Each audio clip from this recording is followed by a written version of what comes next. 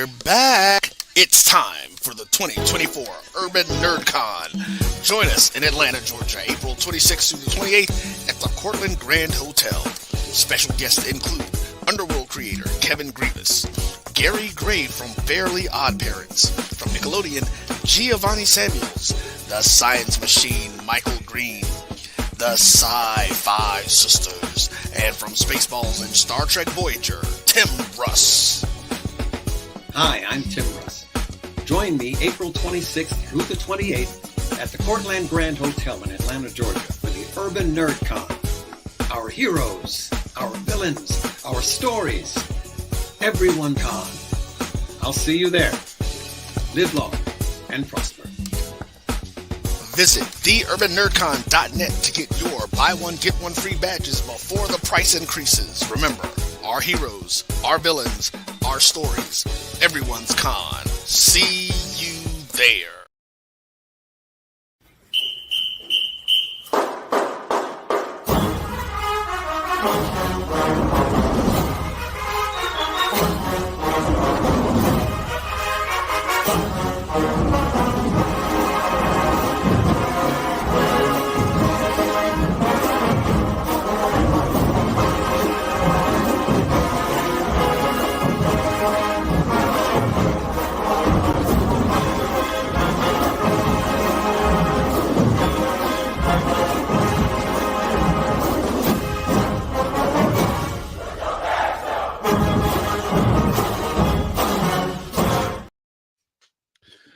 All right.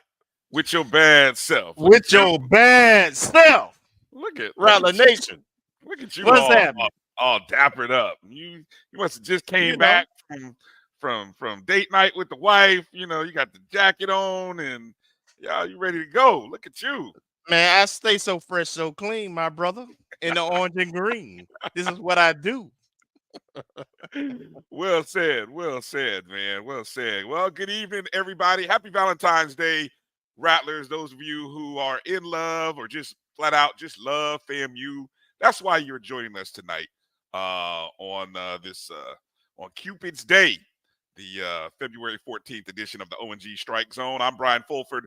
That's Kelvin Rozier. Not with us today is our good friend Marcus Green, who is doing some father-daughter time on Valentine's Day. So much love and respect to all the dads out there who are showing their daughters love. So that just let them know there's, always number one. Not another man will, well, maybe you hope one day, but there's dad's always gonna be there. Dad's always gonna be there. So Absolutely. yeah. So we got a great show for you tonight. The debut of the head ball coach, Coach Colzie, is going to be coming up here in about 10 minutes. So, we about to get cozy. We're about to get cozy. So get ready. Tell your friends. Make sure to share the show and the stream because we've got Coach joining us here early. We have a lot of. This is a very, very busy time of the year, Kelvin. I love it. Man, I was just going through the show notes, and I was like, "Oh my God, we got to make sure we talk about this. We got to hit this, that, talk about these guys and these gals." I'm just like, man, whoa! It's championship season, baby. We got a lot of defending champions in the spring. Yeah, and if you're in the state of Alabama, well, if you're in the state of Alabama, there's no excuse not to find the Rattlers somewhere. The Rattlers will be somewhere in the state of Alabama. Other than our baseball team, they will be around the state of Alabama. You might even be in Mississippi if you're in the Mississippi area. The Rattlers will be there as well. So we'll talk about all the great things that are happening, more awards, conference recognition for our student athletes. Man, I tell you what, woo, it's a good time to be a Rattler. Great time to be a Rattler. Always. Okay, so before we get into, then the shout outs real quick, and obviously before we get to Coach Colzie, I gotta rant about. I don't even want to go on deep rant here because I just want to get your thoughts on it. Now, you watched the Super Bowl, Kelvin, did you not? I did. Did you watch the halftime show by USHERA Y-A. Hold on, did I say that right? M-O-N-D. There you go. Usher Raymond. Did you watch the halftime show? True player for real. Don't leave a girl around me. Swiss Beats. Anyway, so look. I did not know until maybe I kind of figured it out where there was a marching band performing during the show. And I was looking, I was like, well, who could that be? And I'm looking at a move and I'm like, that's Atlanta A&T. yeah, Atlanta A&T, right. Now it kind of looked like the Boom. I could tell through the drum major's performance. And so, a couple of quick confirmations by some people. Yeah, it was the Sonic Boom. Okay. So, and I'm like, oh, that's cool. They looked like they sounded good. They were moving good right there. Man, but I don't know if it's just us, and I'm saying us being Rattlers, or just something in the water, or just a deep-seated rivalry which has started, and I don't know it will ever end or what it will take to end. But as soon as that came out, sure enough, what we start seeing out there on the internet, Kelvin? Oh, well, guess who? Guess who? Guess who was out there first? Or hey, we didn't have to wear anybody else's name. We were our name. We were our. And I mean, it was just like Rattler Nation just going with the Prince flashbacks, and I was like, okay, I already see, Kelvin, within the first 5 minutes that this was going to go into some sort of Usher. What was the song they were playing? Usher, yeah, Sonic Boom versus Prince, Purple Rain, and the Marching 100. Do we have to? Does that have to happen? Does that debate have to happen, or Kelvin? Can't we just watch it? No, No. we can't get along. You ain't learned nothing from Rodney King. No, we cannot get along.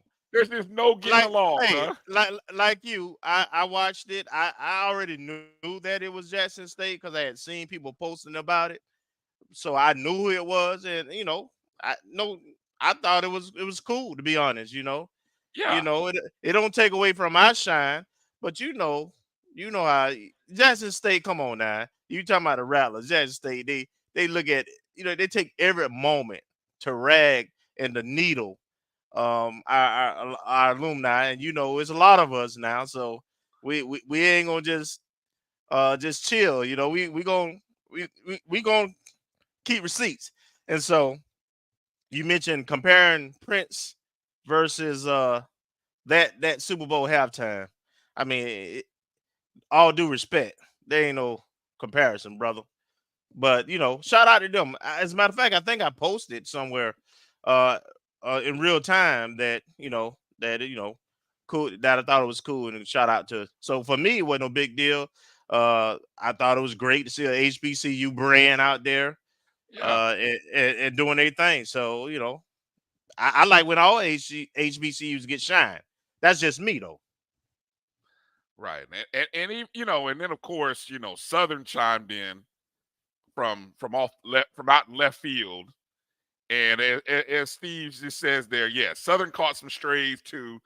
As some Hey, videos but turned up.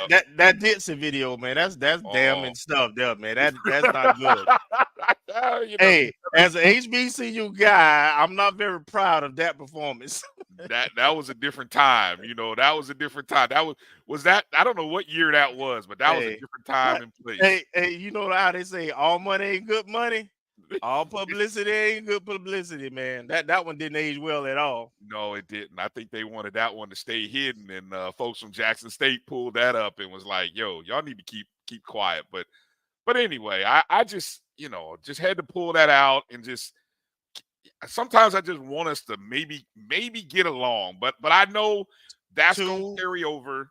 two of the largest and most vocal fan bases, Mhm. very fanatics.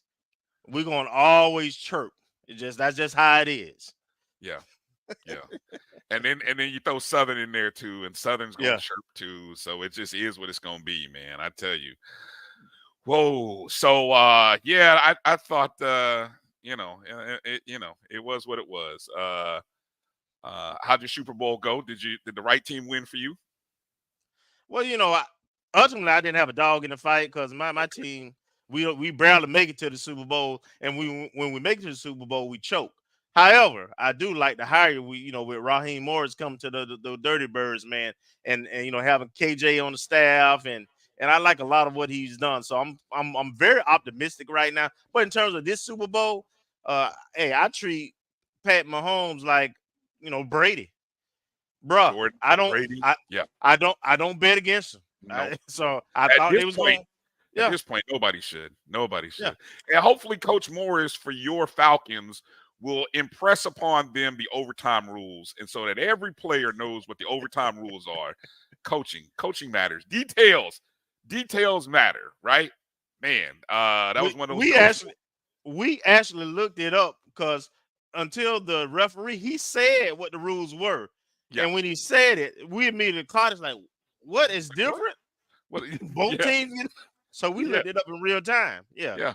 And he said it was a whole new game too, which played into the whole time structure. So again, but it was kind of interesting as you started to see the Chiefs talking about they knew what was going on versus the Niners not. And it's little things like that yeah, which it always matters. come back to winning and losing. Yeah, And so, as a coach, I'm always reminded about little things like that, about details, and they seem like they don't matter, but man, at the end of the day, you heard it makes a difference. It makes a difference. All right, let's do some shout outs before we bring up Coach Colzie. So, again, we got Coach Colzie coming up in just a couple of minutes. So, for you folks out there, make sure to go ahead and share the stream. Let people know. Hit the thumbs up and the like button if you would. Do that early. Do that now. Get that in now. Let's see who we got. First one checking in, Jimmy Matt. what's up, J Mac? Appreciate you coming in. Striking from the Treasure Coast. Appreciate you. FAMU. Ken, good to see you, Ken. What's up, Ken? Marcus, good to see you, Marcus. Thank you What's for up, checking Marcus? in. Montre Bennett coming in. Good evening to Montre. you. Yes, exactly. Like the stream if you would. Melissa Wilson Nah. coming on in. Good to see you, Melissa. Thank you for coming in. Meredith, how you doing, What's up, family? Meredith? Ashley C. Good to see you, Ashley. What's up, Ash? All right, and there it is. Yes, sir, Mr. Campbell, about to get comfortable and cozy. The man with 30 titles. How many different little catchphrases can we come up with? I mean, I've heard everything. I've heard about 10 of them already. So I don't know. We'll have to all kinds of shirt opportunities. Y'all make sure to give Coach Colzie his royalties on all these shirts y'all making out here. Okay. Mary 305. Good to see you, Mary 305. What's up, Mary? B Starks. Good to see you. What's up, B Starks? Nehemiah Jefferson. What's up, Nehemiah? Appreciate you. Meredith Tamara T. Evening, champ. What's up, no Kakalaki? Demetria Alford. Appreciate you coming in. T-Town. Yeah. Royal Miriam. All right. Good to see you, family. Peace. Mr. Campbell is you funny, Mr. Campbell. Let's see. James Austin coming in. What's up, Jay Austin? The year's not over, James. That's all I'll say. It just started. Tony, what up, Tony? The High checking in. Good to see you. Tremaine Ellis, what's up? How you doing? Let's see. Who else we got? Anybody else that we see? Ashton Harris. Ashton, thank you for coming in. What's up, hello. Ash? Appreciate all of you. Karen Griffin, thank you for coming in. What's up, Karen? EA coming in. Nothing compares with performing with Prince. Yeah, amen. Amen to that. Amen. There you go. Performing with a ghost. Yeah. Let's see. I haven't seen Dr. Lori. Is Dr. Lori in the building yet? All right. So haven't seen her yet. So you guys be on your best behavior in the chat room here. George, good to see you, George. Thanks for coming in. Appreciate you. Let's see. Anybody else I missed? Oh, I think I got everybody. All right. Always want to remind you guys as you come in, make sure to donate to the Rattler Athletic Fund. You can always take a minute and support FAMU Athletics through our Rattler Athletic Fund. All of our teams need your support. You can pick a team every month if you want and just make a donation, or you could find a way. You guys have done a great job in supporting all of our sports, softball, tennis, track and field. Yeah. Yeah. So we appreciate everybody supporting. So there's that. Donate to the Rattler Athletic Fund when you can, however you can. Don't forget, get your orders in. Your National Champions fan rings available February 29th is the deadline. You ordered yours yet, Kelvin? Not yet. Okay. I get it in. I get it in before the deadline. Right. I get a couple paychecks and wait for another paycheck to come in. I get paid monthly. Oh, yes, see, there you go. I'm curious, you guys out there in the chat, how many of you have ordered your Champions fan ring? Just if you've ordered it, give me a thumbs up in the chat if you've ordered your Champions fan ring. And I did hear that the players and coaches championship rings would be out by the spring game. Kind of is what I heard. I don't know. I heard that in a presser, or where did I hear that? I heard it somewhere. So we'll get to talking about that. All right. So without further ado, let's get ready to bring on the 19th head football coach of Florida Agricultural and Mechanical University. The head ball coach. Our head ball coach, none other than Coach James Colzie III. Coach Colzie, how you doing this evening? I'm doing well, guys. How are you guys? What's going on, Coach? Hey, Coach. I haven't heard Coach in a long time. Yes, sir. That's old school there, boy. Absolutely. I never knew how old school that was until I heard, I thought that was just an Eddie Jackson thing until I heard some other elder rattlers saying it. I'm like, okay, I didn't know that was a thing. I thought while the coaching search was going on, I thought somebody spelled coach one time. I thought it was a misspelling, but no, it wasn't a misspelling. They knew exactly what they were spelling. That's right. Exactly. Well, Coach, you've been in the position now for full-time position for about 2 or 3 weeks. What has this, getting boots to the ground and just kind of getting everything going, what has this period been like for you and your family, and just kind of getting adjusted to everything? Well, to be honest with you, I think that kind of took the head coaching role January 1st, when everything was going on. Before everything kind of happened with Coach Simmons, him and I had some conversations beforehand, and he expressed kind of what was going on and what he was hoping would happen. And then after he ends up going to Duke, AD Sykes and I had a conversation as well. So the opportunity was during that time frame, attack this like you're the head football coach at Florida A&M, and that's what I did. We didn't go in there and sit down on our hands and things like that. We thought it was extremely important to make sure we took care of the players that we still had here. Obviously we lost some guys for graduation and things of that nature, but our team was starting classes. Coach Forney, our director of strength and conditioning, he was starting to lift the guys. So the staff that was there and myself included, the thought process was make sure we took care of the current guys that would be suiting up for us in 2024. Mm-hmm. And I'm curious, Coach, as and I know I've watched a lot of interviews that you've done, so I know hopefully we'll get a chance to talk about the recruiting class in sort of maybe one of your first times since the recruiting special, and maybe even some new guys and things like that. But I'm curious about the move when you were in Canada coaching, and so the move to come back into Florida or back into the States and with Coach Simmons. Talk a little bit about the what brought you to Florida A&M, what brought you back into the States, and did you have visions or aspirations of being a head coach? Or maybe I don't know if you had a time frame on it, but just talk a little bit about where you were as your time in Canada was coming to an end.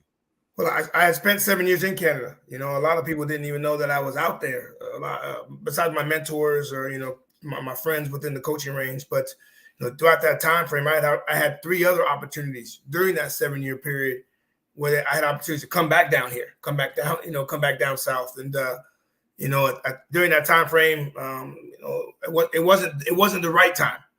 And then, Coach Sharp, who had done a hell of a job here previously, was moving on to Purdue. I had a couple phone calls in to Coach Smith. Welcome, Mary. I had a couple calls into Coach Smith, a couple calls into Coach Simmons, and Coach Simmons and I, even throughout my time while I was in Canada, we kept close contact.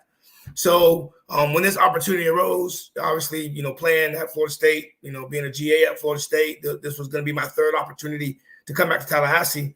It was somewhat of a no-brainer. The only negative part was, me leaving a football team, that I had helped build in Canada. But, I thought with my wife and my two boys, I thought it was the best opportunity for me to, take this. For me, it might be the last time being asked to come back down, but then also have an opportunity to come back to Florida or come to Florida A&M. It was a no-brainer. True. Go ahead, Kelvin. Coach, I'm interested to know where are we currently?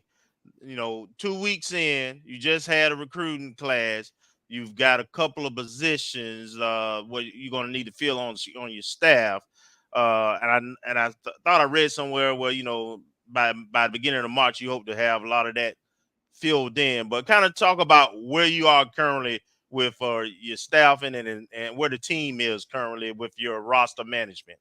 Well, I'll say this, right? We lost some really, really quality people.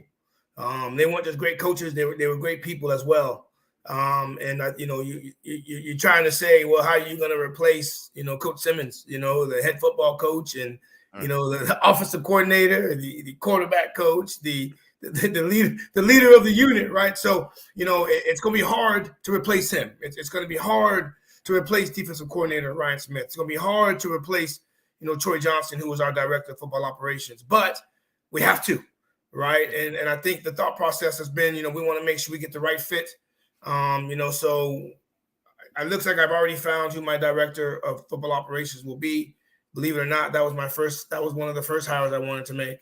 And then hopefully by the end of this week, we've been doing interviews and as such, and hopefully, we should be done by the end of the week with who our, offensive staff, our new addition to our offensive staff and our new addition to our defensive staff. So I think that's the thought process. We've had some.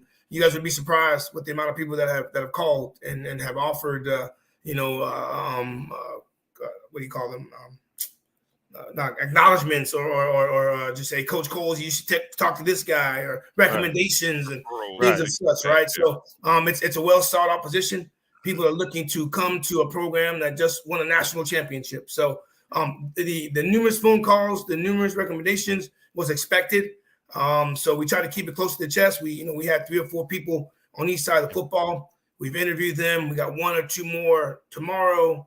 And then hopefully by Friday, I'm able to, sew up the staff and get ourselves ready for spring practice.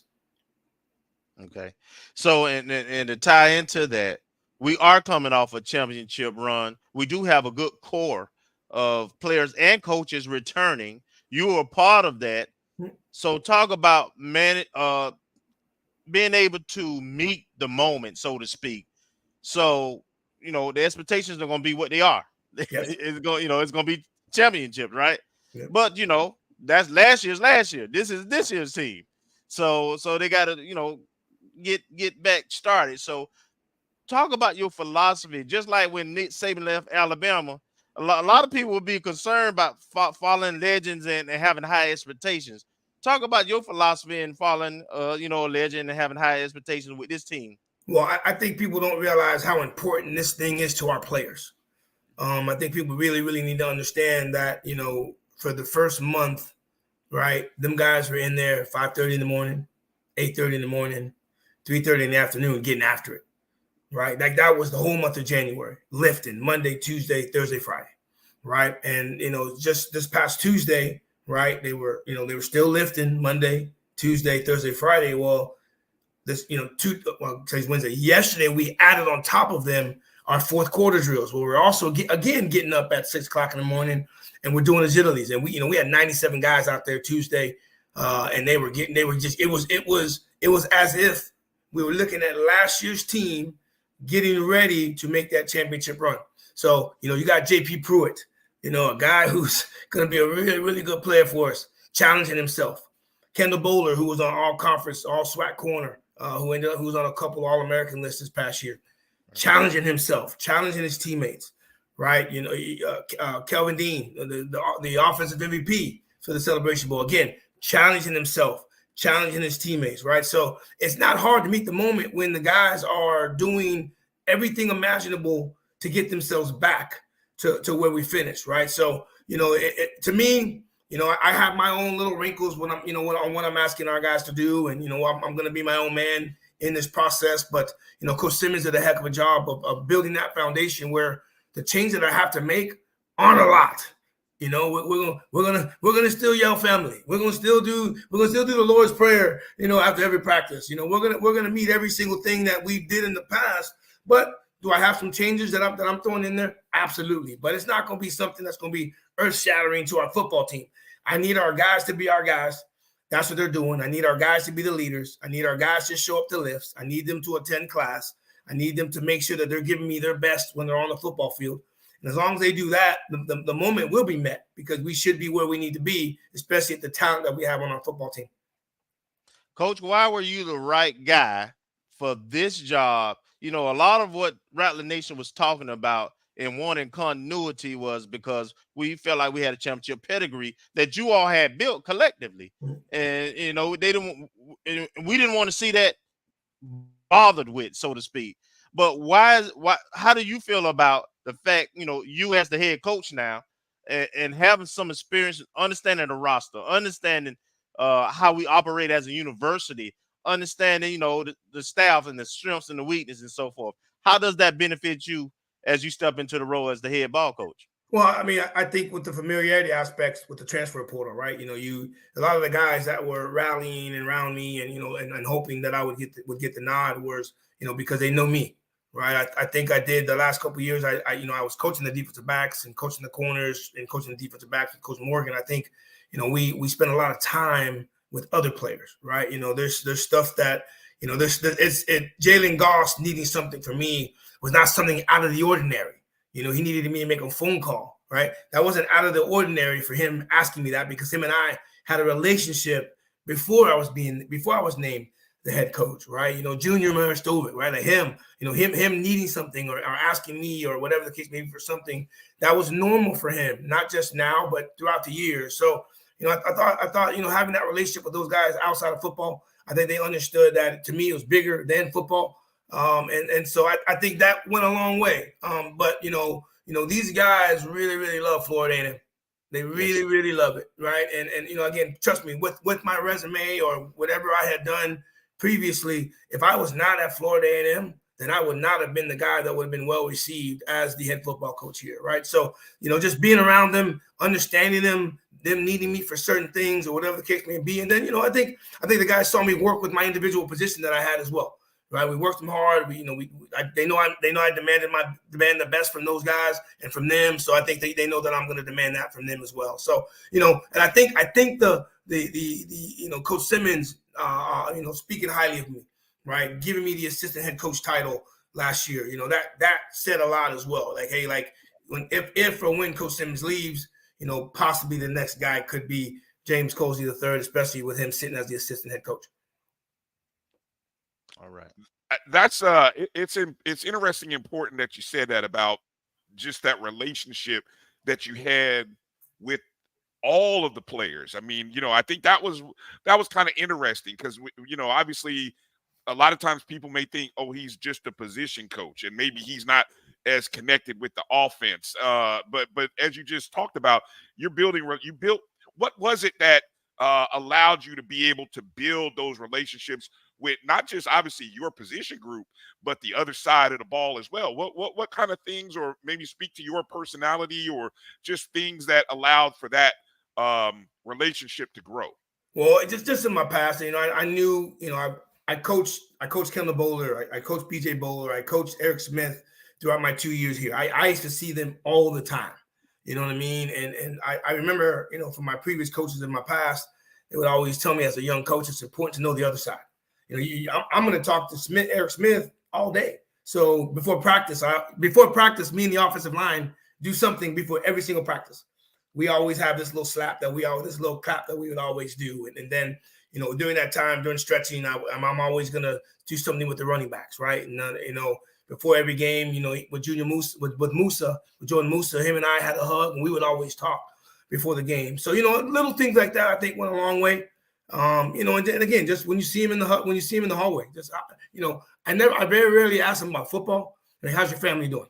Right? How's your girlfriend? How are your significant others doing? And how are you doing in classes? Right? So, just those little notions, those little questions, those little conversations ended up being even bigger conversations because we had stuff to talk about after the fact. Right? So, I think when it was all going down and the players that were speaking for me are speaking, for me, there was a lot of offensive players speaking for me. Defensive guys, I saw them, Coach Colzie, hope you get it, et cetera, et cetera. But I think oftentimes, I had some offensive guys that were speaking for me as well, and I thought that went a long way. Yeah, definitely it did. Okay, well, Coach, one of the big questions regarding positions now, or before we get into talking about some of these upcoming recruits that you signed in a first class, a great first class, by the way.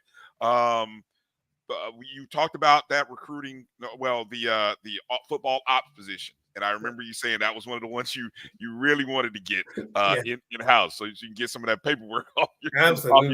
I see, if you guys only knew off screen, Coach is shuffling papers left and right. Coach is like this, they have papers over here, and I'm like, I know Coach is like, I got to get some of these paperwork off my desk. And then obviously you're looking to name an OC, a DC, but talk a little. Everyone's asking about the recruiting coordinator position. I know Coach Riz Press really made a strong name for himself over the last 2 years. Will you be looking to bring someone in to specifically fill that role this first year, or maybe is that something that you're looking to do in the future? Talk a little bit about that position, if you will. Well, I mean, let's first and foremost, Coach Riz heading to Colorado just was a testament to how hard he worked and the amount of success that we had here at Florida A&M. And I don't want to negate when that position itself. I was really, I was hoping to maybe hire someone before signing day, because the importance of signing day. But then after we did hit signing day, and we were able to keep the majority of the guys that we had signed and that were already on our campus. That's going to be my fourth position that I would say that I'm going to hire. But the fact remains, it still remains to me that I still need to have that done by spring before we start spring practice, because spring recruiting will start 3 to 4 weeks after that. So will I bring somebody in? Yes, for sure. Will he have the charisma? Will him or her have the charisma? I highly doubt they're going to have the charisma that Coach Riz had. But I think the position that I'm looking for is someone that's going to be similar to him, right? A guy who had great contacts, a guy who understood Tallahassee, a guy who understood Florida A&M, and is going to understand the needs that we're going to need for this football team. So I have a couple ideas of who I want it to be and what I'm looking for. But I'm also going to need that position to make sure that they're extremely tight and extremely disciplined on the other side of campus. That's going to be extremely important to me, making sure that we're handling our paperwork, making sure we're handling all the things necessary for the other side of the campus to be happy with us, not just on the football field, but also how we're handling ourselves on the paperwork aspect. We got that. Understood.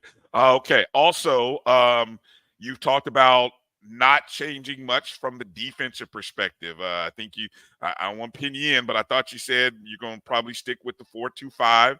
And a lot of things defensively work so well. You were a part of that group, so you don't see too many things changing.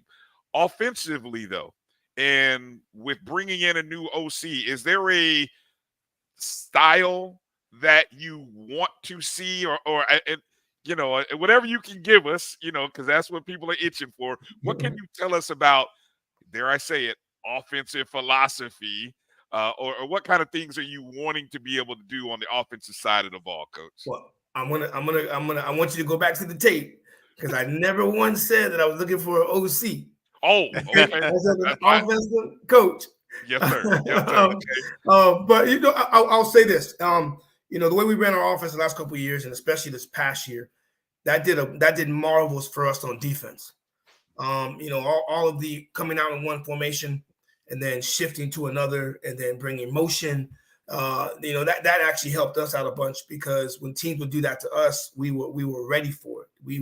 We understood what it meant. We understood that our communication had to be better. Now, the same thing that we've done the last couple of years, not looking to change that at all. So extremely similar to our defense, how I'm not going to change very much with that either. So yes, you guys can let it rattle and think about who it's going to be, but my whole thing is not to change anything on either side of the football. And we can't forget about what we're doing on our special teams. Our special teams coordinator was with us this past year as well.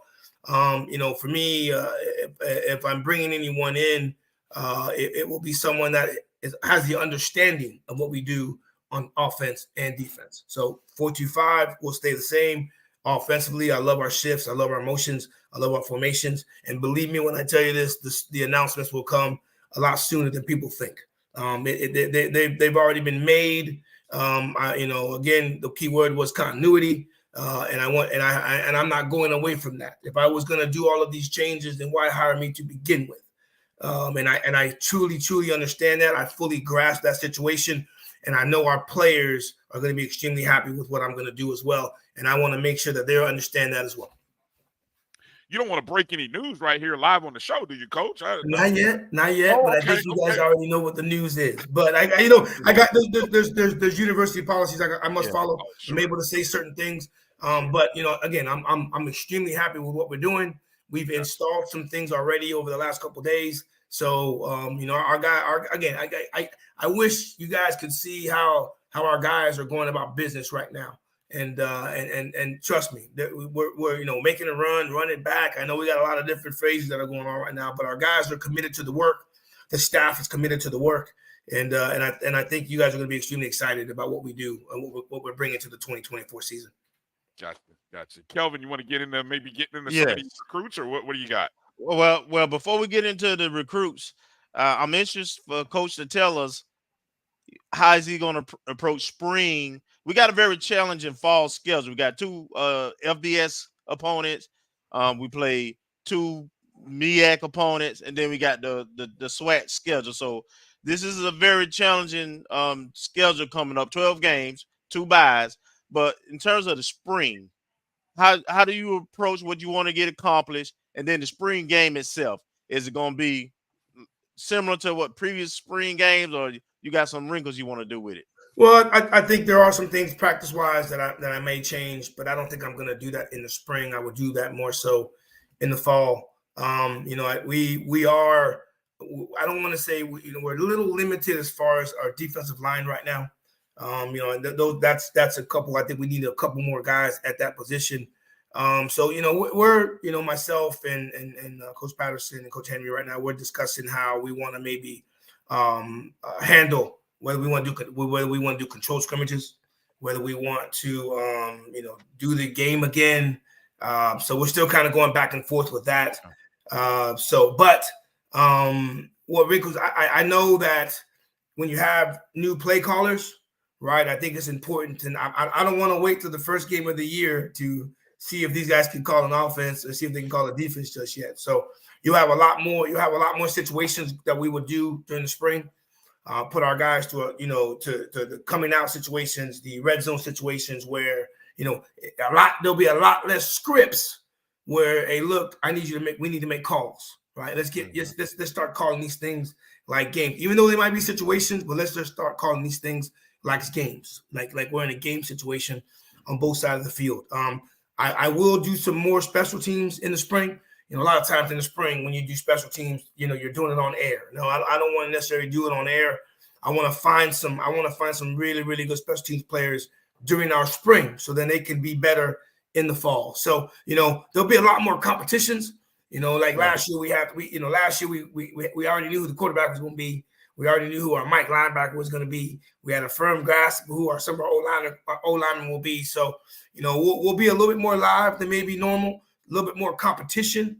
I want to see guys finish with the ball. I want to see how they finish when the ball's in the air, how they finish on blocks. So there may be a little bit more competition as far as what we do. But, there'll be more game-like situations, I think, in the spring than maybe people are accustomed to. Okay. All right. Okay, let's get into. I just want to. I don't want to go through the entire recruits, coach, because I know you did all that earlier. But let's try to hit on a few names of interest in Kelvin. I'll go through a couple, and if you got a couple that you want to talk on, let's go. But let's start with two of the recruits that'll come in, and obviously Daniel Richardson. I tell you, coach, I think is great for you and great for the program that you get a new coach and you get an opportunity to kind of lay the seed and foundation for this season with a new quarterback. And Daniel Richardson, a new recruit. You've already got 3 good guys that are in the room from last year, maybe 4 actually. Don't want to cut anybody short. And then you bring in Daniel Richardson and also Austin Hooker. What I know, Richardson has been there already working. Talk a little bit about the quarterback room or that group in general. I don't want to put you in a spot and kind of say spotlight one guy or the other, but just talk about what kind of things are you going to be looking for that's going to separate these guys, and that fans can sort of kind of pay attention to through the course of the spring as we get closer to August when you do actually name or whoever QB1 is for game 1. Well, I'll first and foremost say, it's going to be extremely hard to replace Jordan Musa, right? We already know he had, he controlled the room, over the last 2 years. It didn't matter who we brought in. The quarterback was going to be Jordan Musa, for the 22 and 23 season. So now, losing a guy like that and then having the opportunity to bring a guy at the FBS level like a Daniel Richardson, who, he's thrown for almost 5,000, 6,000 yards at the FBS level. It was somewhat of a no-brainer, to be completely honest with you, right? We when he came in before, right? He was when Coach Simmons was hired, was still our head coach, and then everything kind of went down when Coach Simmons left. Him and Daniel and I had a very, very good conversation about his future at Florida A&M, and we both thought it was important, regardless of whether I was named or whatever the case may be. We thought it was important for him to be here, right? If you were going to be here, as opposed to flip-flopping, going everywhere you wanted to go, he wanted to be somewhere where it would be a firm opportunity to be the starter at Florida A&M. So, obviously, Junior leaves. I mean, not Junior. Musa leaves, right? And then you got a guy like Junior who's been backing up Musa, for the last couple of years, who's looking for his opportunity as well. So, you got some guys that are in the room that have ability. You got some guys in the room that have stats. You have some guys that have worn the Rattler uniform and have won games as starters, right? So the biggest thing that I'm going to be looking for from that position is just decision making, right? Put getting the ball in the hands of our guys, right? And then when it's all said and done, do we throw the ball over the top to try to take a chance, or do we take the check down to get the ball to Kelvin Dean or get the ball to our tight ends and get good yardage from that position, right? So, that's going to be the biggest thing for me. I know on the offensive side, we're looking for a leader as well, and Daniel and Junior have done a great job in the weight room, installing the type of leader that they'll be, setting up our throw around, setting up our walkthroughs, things like that. So, going to need a leader, going to need a guy who's going to make very, very good decisions back there. And obviously a guy who can spin the football, but getting the ball to our receivers who you got Jamari Gassett, you got Kareem Burke, you got our tight ends, Kobe Gross and JP Pruitt. Just get the ball to them, then let them do the rest. And then but you're also they're gonna have a real good test going against our defense, where we've been pretty opportunistic, right? So we'll if you can beat us on defense, that means you probably have an opportunity to beat a lot of the other teams in the conference. So hey, make the right decisions. Right. Hey, it's okay to punt on 4th down if we have to. Don't want any turnovers. So those are, and I'm looking at what type of leader you're going to be on the field and off the field. So, again, we got 2 guys that are kind of taking the reins a little bit. The guys that are kind of behind them right now, they're doing a good job of learning. And again, it's an offense. The only one who's really having to learn this offense right now is Daniel. Right. All these other guys have already been in it. They know the verbiage. They know the terminology. So, again, Daniel's going to have to make that adjustment to what we call things as opposed to bringing a whole new set in that everyone has to work with. So we get that benefit. Coach Henry, Coach Carter, Coach Wyndham, those guys on the offensive side, our GAs and our QCs, they're all installing that system. They're all helping Daniel Richardson along. But for me, let's just make good decisions. I need a quality leader. And then when it's all said and done, let's get the ball in the hands of our athletes so we can allow them to make plays. Gotcha. All right, and one other name from the defensive side, Kelvin, and I'll give it to you. Bryan Harold. I saw you talk about him, and you lit up when you talked about the freshman from Shamadam Madonna, Bryan Harold, and you almost said something to the effect of, oh, he's a young man that is going to have an opportunity to make that first and second. I'm paraphrasing here. You didn't say it, but I'm paraphrasing. My interpretation of what you were saying is that is a young man who's going to get an opportunity from the jump because he's that good. Talk a little bit about Bryan and that program at Shamadam Madonna and just what you liked about this young man's future in orange and green. Well, first and foremost, I mean, you get a young man who was a Division I recruit, right? A true Division I recruit, and that portal is hurting high school kids about as much as anybody in the country. And a young man who had some FBS offers at some programs that decided to go the portal route. And Coach Jones, who's the head football coach at Shamadam Madonna, I believe it or not, I was.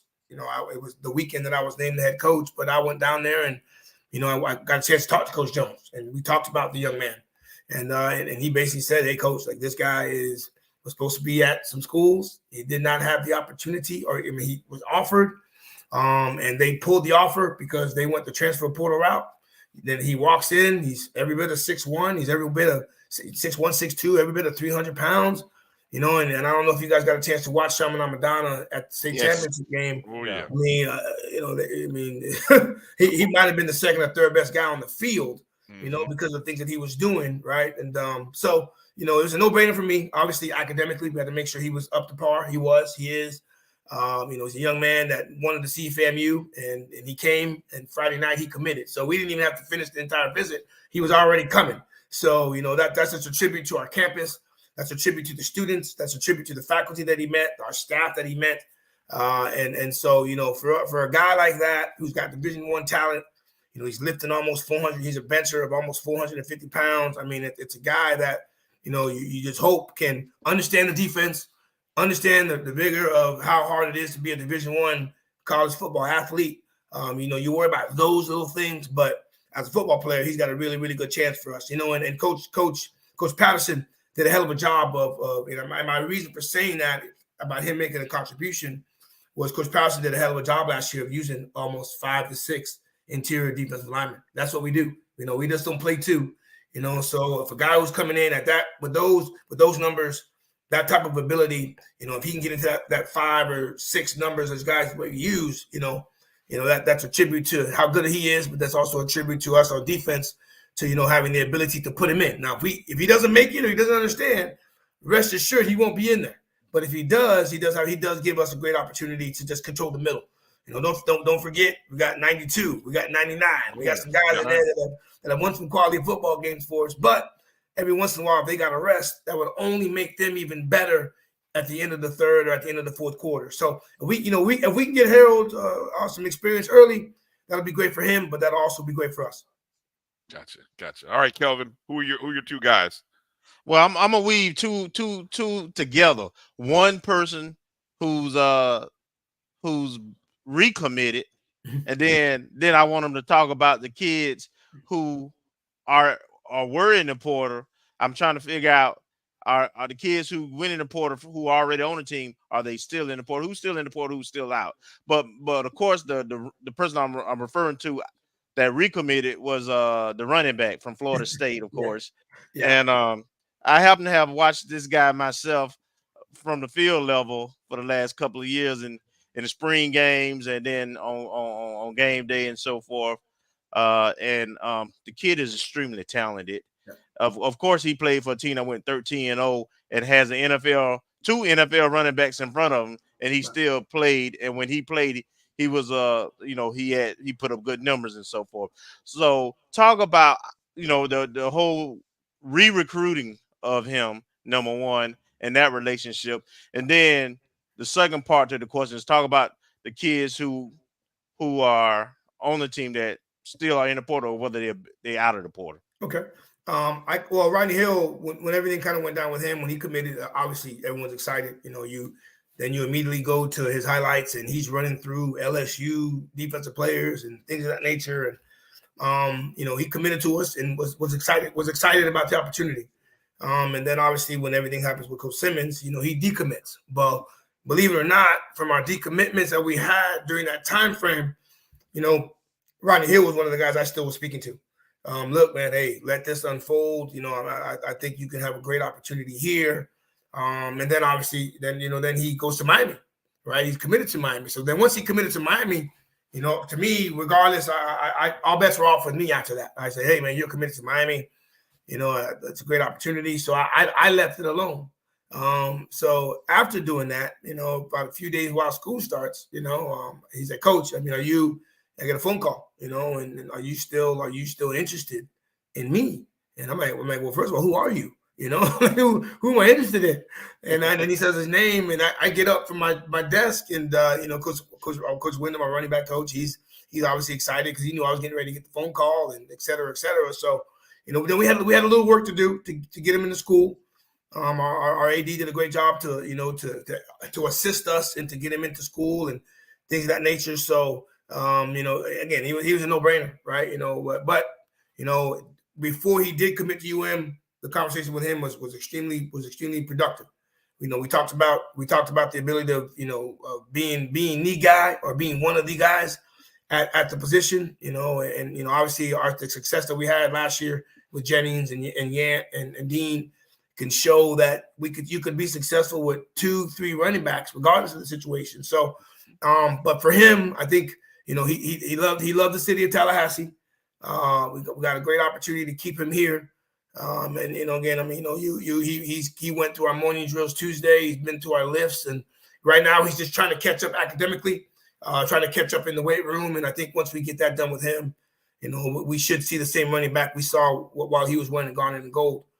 Guys that are in the portal right now, there's only one guy that is still in the portal.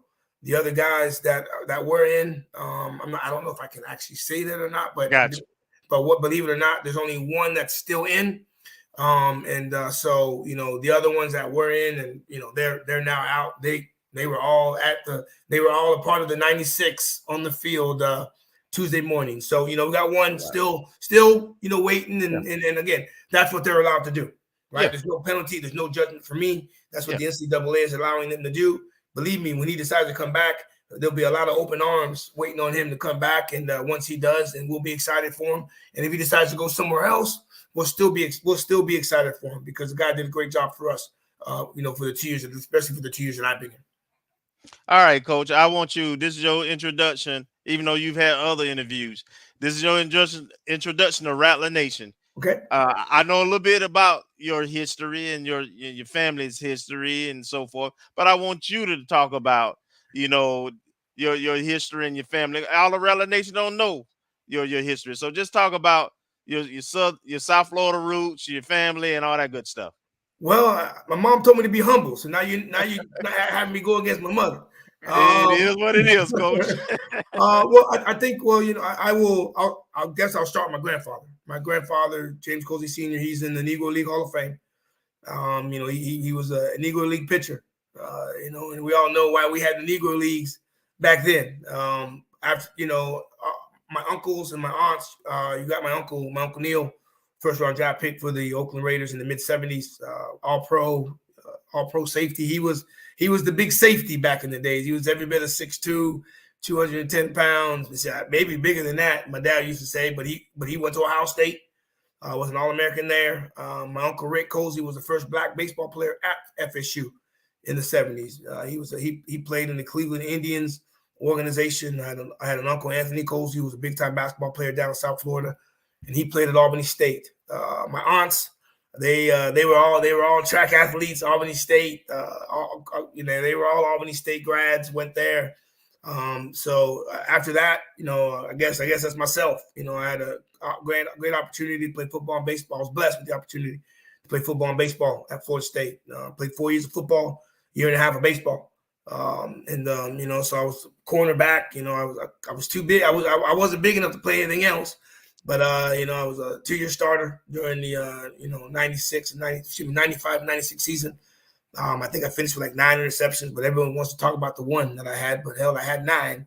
But from that time frame, after all that, bounced around with Tampa Bay Buccaneers, played in the minor leagues with the Montreal Expos. But from from the year of 1999, I've coached college football. I think that's all I've done. I started off at FIU, started their program. I was one of the very first coaches there. Came back to Florida State as a GA to work with Coach Bowden through the 04-07 season. And we all know the trials and the tribulations as a football coach. You're going to move a lot of places. So during that time frame, I've lived in Valdosta, Georgia. I've lived in Carrollton, Georgia. I've lived in Magnolia, Arkansas, Vancouver, back to Coffeyville, back to Vancouver, lived in Halifax, and now I'm back in Tallahassee for my 3rd stop. So I'm hoping this is my last stop, to be honest with you. I think that you get an opportunity to be in a place for a long time. You get a chance to. I know my wife's tired of moving and whatnot, but I think, this is a place where you can hopefully retire. But, to retire and be here for a long time, you got to have success. I know full that, we ain't tolerating no bull job here at Florida A&M. And I know the expectations are high. I understand that the expectations are high. And believe me, my expectations are high as well. So, again, been around a lot of good places, been around a lot of good people. I've had a lot of good players to help with my success. But trust me when I say this, man, this is the best job in the country. And I'm not just saying this. This is, when we went maybe that different route earlier in January and then now coming full circle to get the opportunity, I had to call a lot of people because a lot of prayers were given to me and they were answered once I was given this opportunity. So I don't take it lightly. I want the Rattler fans to understand I'm not taking this job lightly. We're not taking this as a job, as a carryover to something else. Believe me, that is not the case. The plan is to be here for a very, very long time and to hoist numerous trophies throughout my tenure. Well said, Coach. Well said. Well said. A couple of quick, just off-the-cuff questions for you here, Coach. Fans have sent us emails and, of course, in the chat room. What do you like to, when you're not thinking about football, what do you like to do in your spare time? Wow. Sit down. To be honest with you, I like to sit down. That's an opportunity. I'm a big. If I'm not playing it or coaching, I like sports. I got a chance. You guys were talking about the Super Bowl. Got a chance to watch the Super Bowl, and I'm a big time Celtic fan. I'm a fan of teams that my dad didn't like. That was my dad and I's fight. So if I tell you that I'm a Celtic fan, what fan would my dad have been? He's a Laker fan. There you go. So I'm a big time North Carolina fan because in the 80s it was Michael Jordan. So if I'm a North Carolina fan, that means my dad was what fan? What's my fan? Duke. He's a Duke fan. Well, believe it or not, he was a Georgetown fan. So he was Georgetown. Okay. But because of North Carolina's national championship game in '82. Right. So, that's right. That's right. So if I'm not coaching it, I'm a big fan of watching it. So I'll believe me on bye weeks. If I'm not doing film, I'm watching every single game from 12 o'clock till 7:30 that night. So I'm watching a sporting event more than likely. All right, what's your favorite food? People want to know. They might be sending you stuff, Coach. They might be sending you dishes and preparing foods for you, especially when you get to that 220 Club meeting. What's your favorite food? What's your favorite food? If it's smoked ribs, Ooh, I'm a smoked rib guy, and I need it to be on top of something. If it's on top of something, whatever it is, as long as it's on top of something, so I can dig it out and see what it is, I'm good with that. Now my mom made cabbage, and she, so I'm a cabbage guy as well. But if it's smoked ribs on top of something, you can't go wrong. Okay, that's good stuff. Good stuff. One other question about now you're on social media. You've got your social media handle. Are you active with the Twitter and the Instagram? Well, or what I am, and believe it or not, my players are killing me. They're like, Colzie, man, you are a public figure. You need to I believe it or not, when everything went down on Saturday. So on Saturday, believe it or not, I was in Miami, Florida. Saturday, so the announcement happens on Saturday. I'm in Miami, Florida. Believe it, I was on the road recruiting, and I had already gotten a phone call from Miss Sykes. And Miss Sykes was like, Colzie, I need you to get a suit. So I had to go get a suit. when everything was going on. And so while that happened, I actually put my phone away. Like, I'm like, look, man, I was in the mall with my sisters and we were just walking and talking. So I put my phone away. So that Sunday we had church. Again, not looking at my phone. Every once in a while, just, saying thank you to whoever texted me. Well, from that time, I think I had about 400 or 500 requests on both sides. So I already knew where they were coming from. So I was like, man, I can't sit up here and do all of that. So now I'm kind of going back and forth or whatever the case may be. Well, I've now have, I think, 1,700 and something on IG, and I don't even know how many people on Twitter, because they don't tell you how many people you got requesting you. So I'm working my way through it.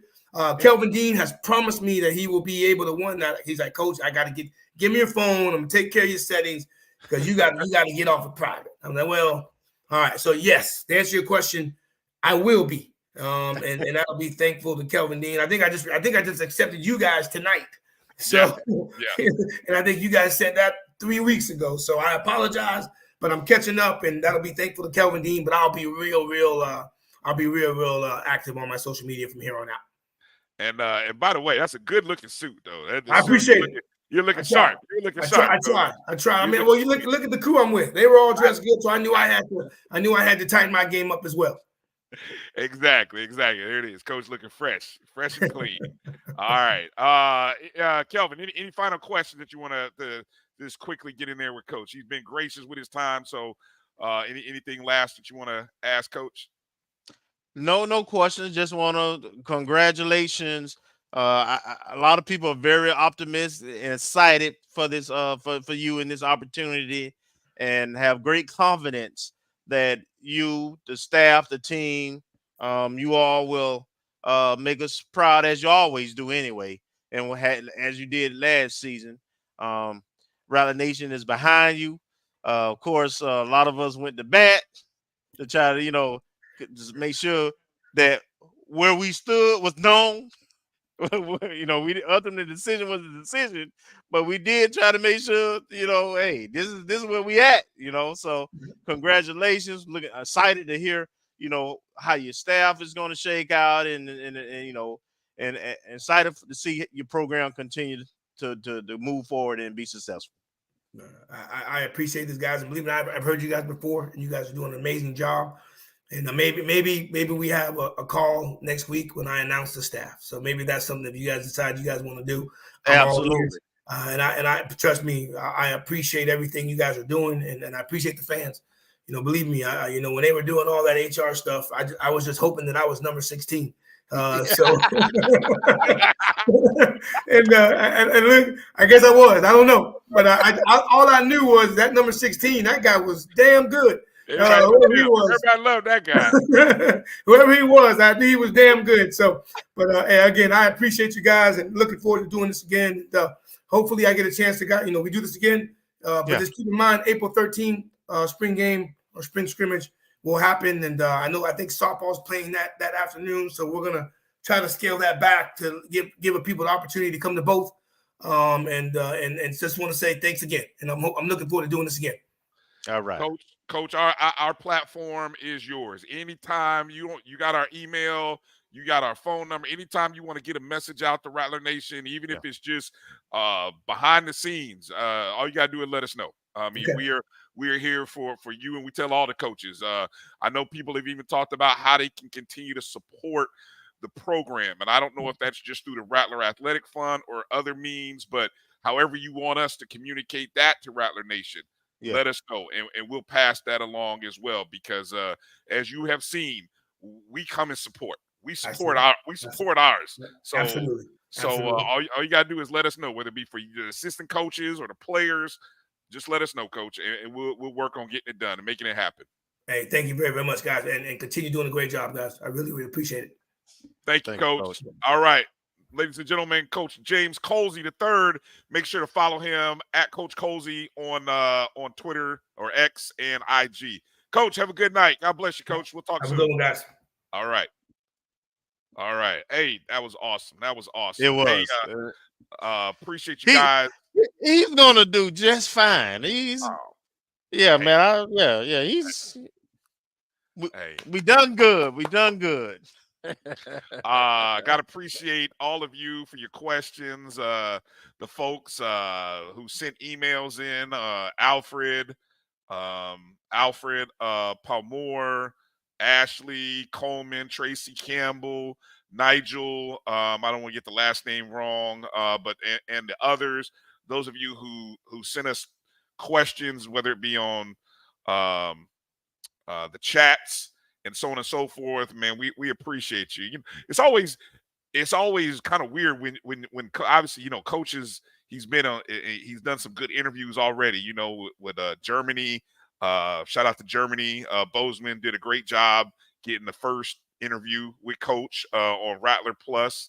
And then I've heard Coach in a couple other places. And so it's like you're always wondering, okay, what haven't we heard, from Coach yet? So I thought you did a great job with the questions there, Kelvin.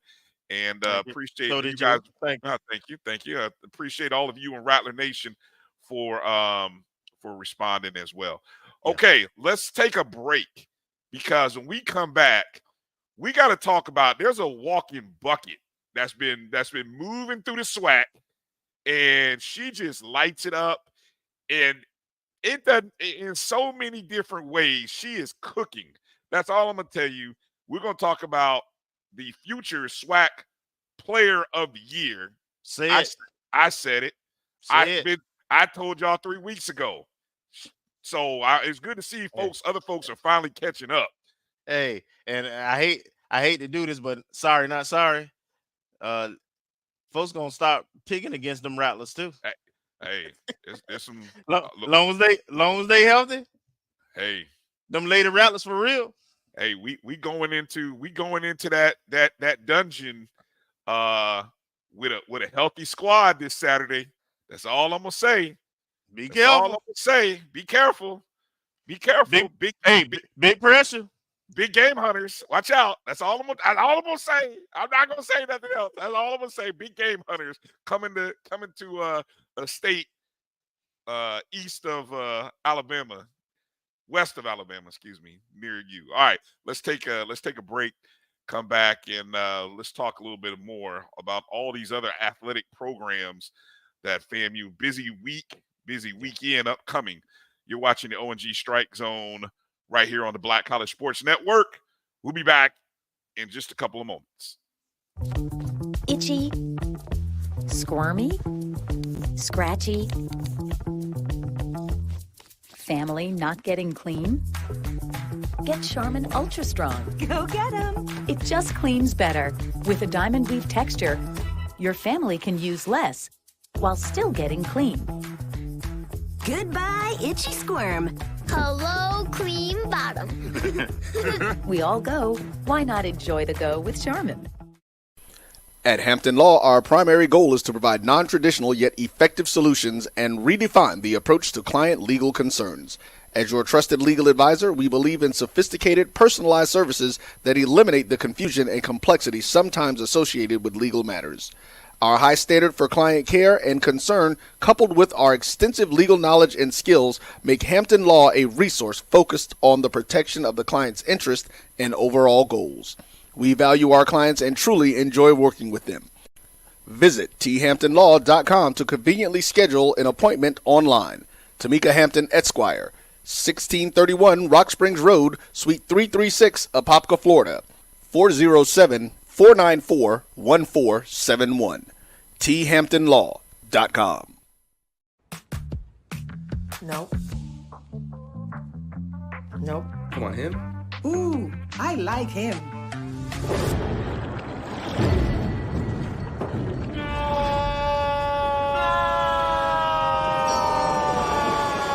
Quick, the quicker picker-upper. Bounty picks up messes quicker, and each sheet is 2 times more absorbent, so you can use less. He's an 8. He's a 9. Bounty, the quicker picker-upper. From novice to aficionado, find yourself here. High quality cigars plus personal customer service.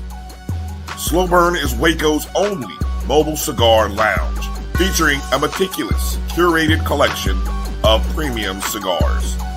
Visit our website, www.slowburnwaco.com.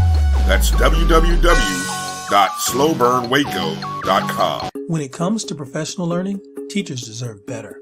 From the leader in online learning, Stride brings you the Stride Professional Development Center, an on-demand library of mobile-friendly courses that gives teachers choice and flexibility, allowing them to learn anytime and anywhere. Our dynamic courses provide bite-sized learning and help educators advance their knowledge while also gaining professional development hours. It's time you take charge of your learning. Visit us today to get started.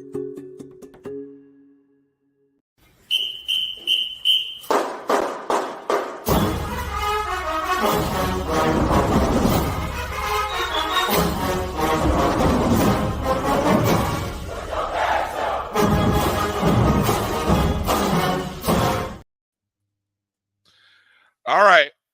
Welcome back to the O&G StrikeZone. Brian Fulford, Kelvin Rozier here.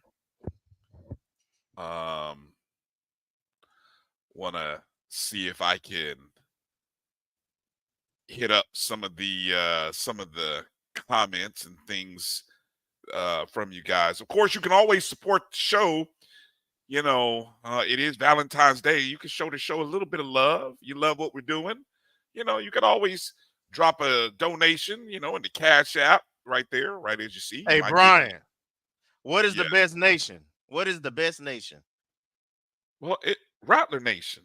No, donation. Oh, look at that. Well,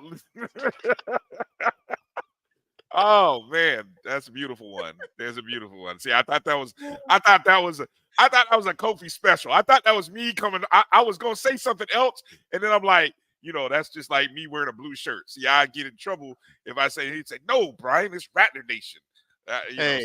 Hey, I got a partner who's a panhandler, and he hit me up with that all the time, man. He's a riot.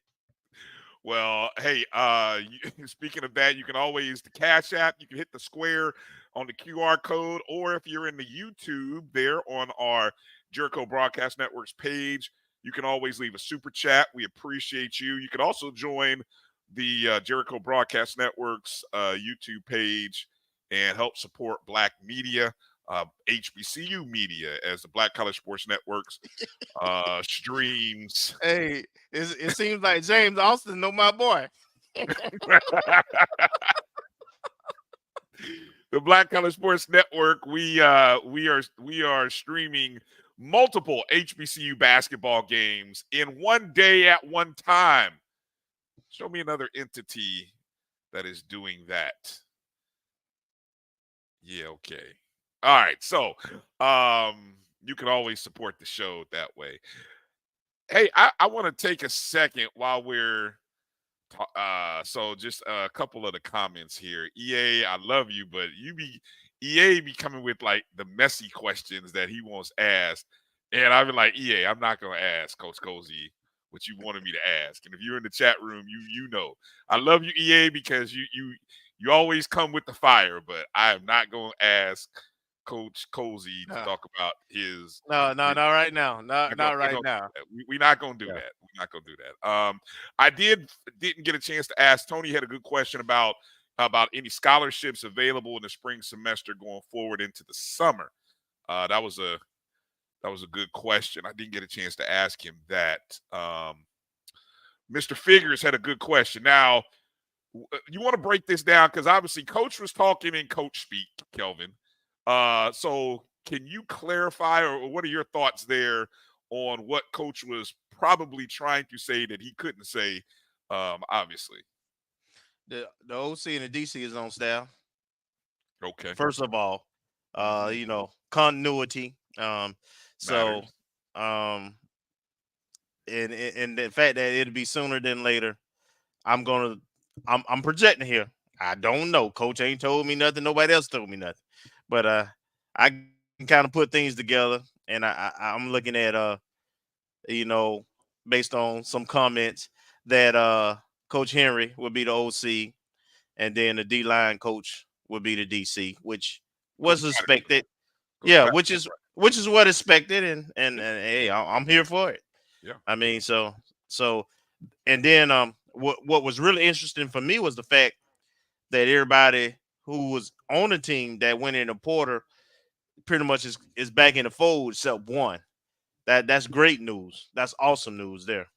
Is 28 that one? Is that Cheney that's still in the portal or not? Has he hasn't come back? Is that your understanding? I do not know that for sure. Okay. So, but if I was a guessing person, then yes, I would guess that would be the one. Okay. And is it under this? Is it your belief that Lovey Jenkins is back? Because that was also one of those ones that was in the portal. I don't know. I haven't heard, and I haven't talked to my sources inside who would team workout, so I don't know. Okay.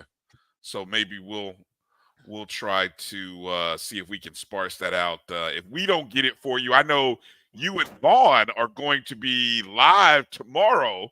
So, giving a short little plug here, HBCU Game Day. Vaughn Wilson will be doing and I don't hold on. I don't have what it's exactly called.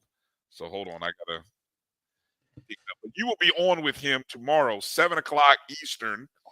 I unfortunately we will be in the midst of our regional quarterfinal game. So Basketball. Basketball. FHSAA state playoffs begin tomorrow. So that's where I will be. So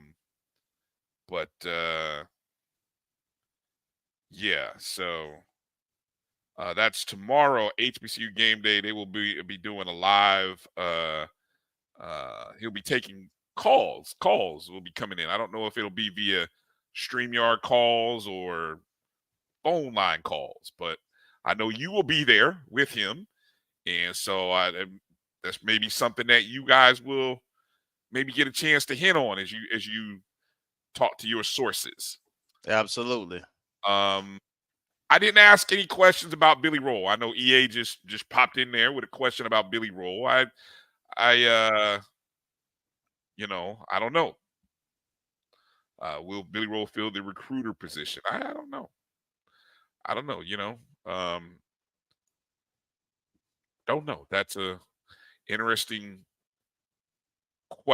thought. And again, prior to Coach Riz, I know all the coaches kind of took care of the recruiting, their own areas, right? They didn't really have a centralized person in that role. So I know Coach Riz probably made things probably definitely helped a lot of areas for those coaches, but it has been done without quote unquote coordinator. So standalone. We have to wait a year, even if we have to wait a season. That's to be it. I didn't ask him about having I know he said he wanted to bring in a quarterback coach. I know that was also one of the positions. So if I had to project, I know obviously the football ops position, the DC elevation. Now, if there's a DC elevation that leaves a position, possibly, either DL or linebackers, right? That needs. Well, he's going to maintain. Yeah, he's the coordinator's still going to maintain a position. I'm assuming just like the previous DC did. So, I think it does. You think it opens up a position like the previous DC was the linebacker coach as well. Patterson is a D line coach, so most likely he'll stay D line, move to DC. That opens up the linebacking position. Correct. So that's where I'm kind of going with that. And then of course, Coach Henry was also the O-line coach, but I know Coach Colzie talked about wanting to bring in a quarterback coach, which we necessarily hadn't had since KJ Black was the quarterback coach, because Coach Simmons kind of took over that role when KJ went to the Rams. So that's a possibility, just to kind of throw that out there.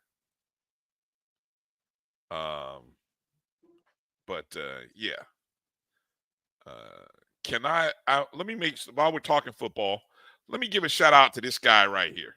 Absolutely.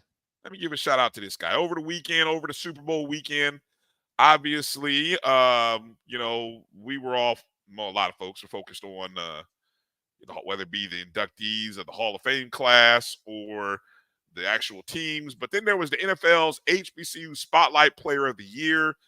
It was our own Marquise Bell for his season that he had with the Dallas Cowboys this past year. Congratulations to Marquise. That was presented at the 25th anniversary of the Super Bowl Soulful celebration. In the 2023 season, Marquise started in 8 of the 17 games that he played in. Notice he played in all 17 games. 60 total tackles, 50 of them were solo. He combined for a total of 94 tackles this year. Had 4 pass defenses, 2 forced fumbles. Had a couple of great highlights in some games. Led the team in tackles a couple of games too. Yeah.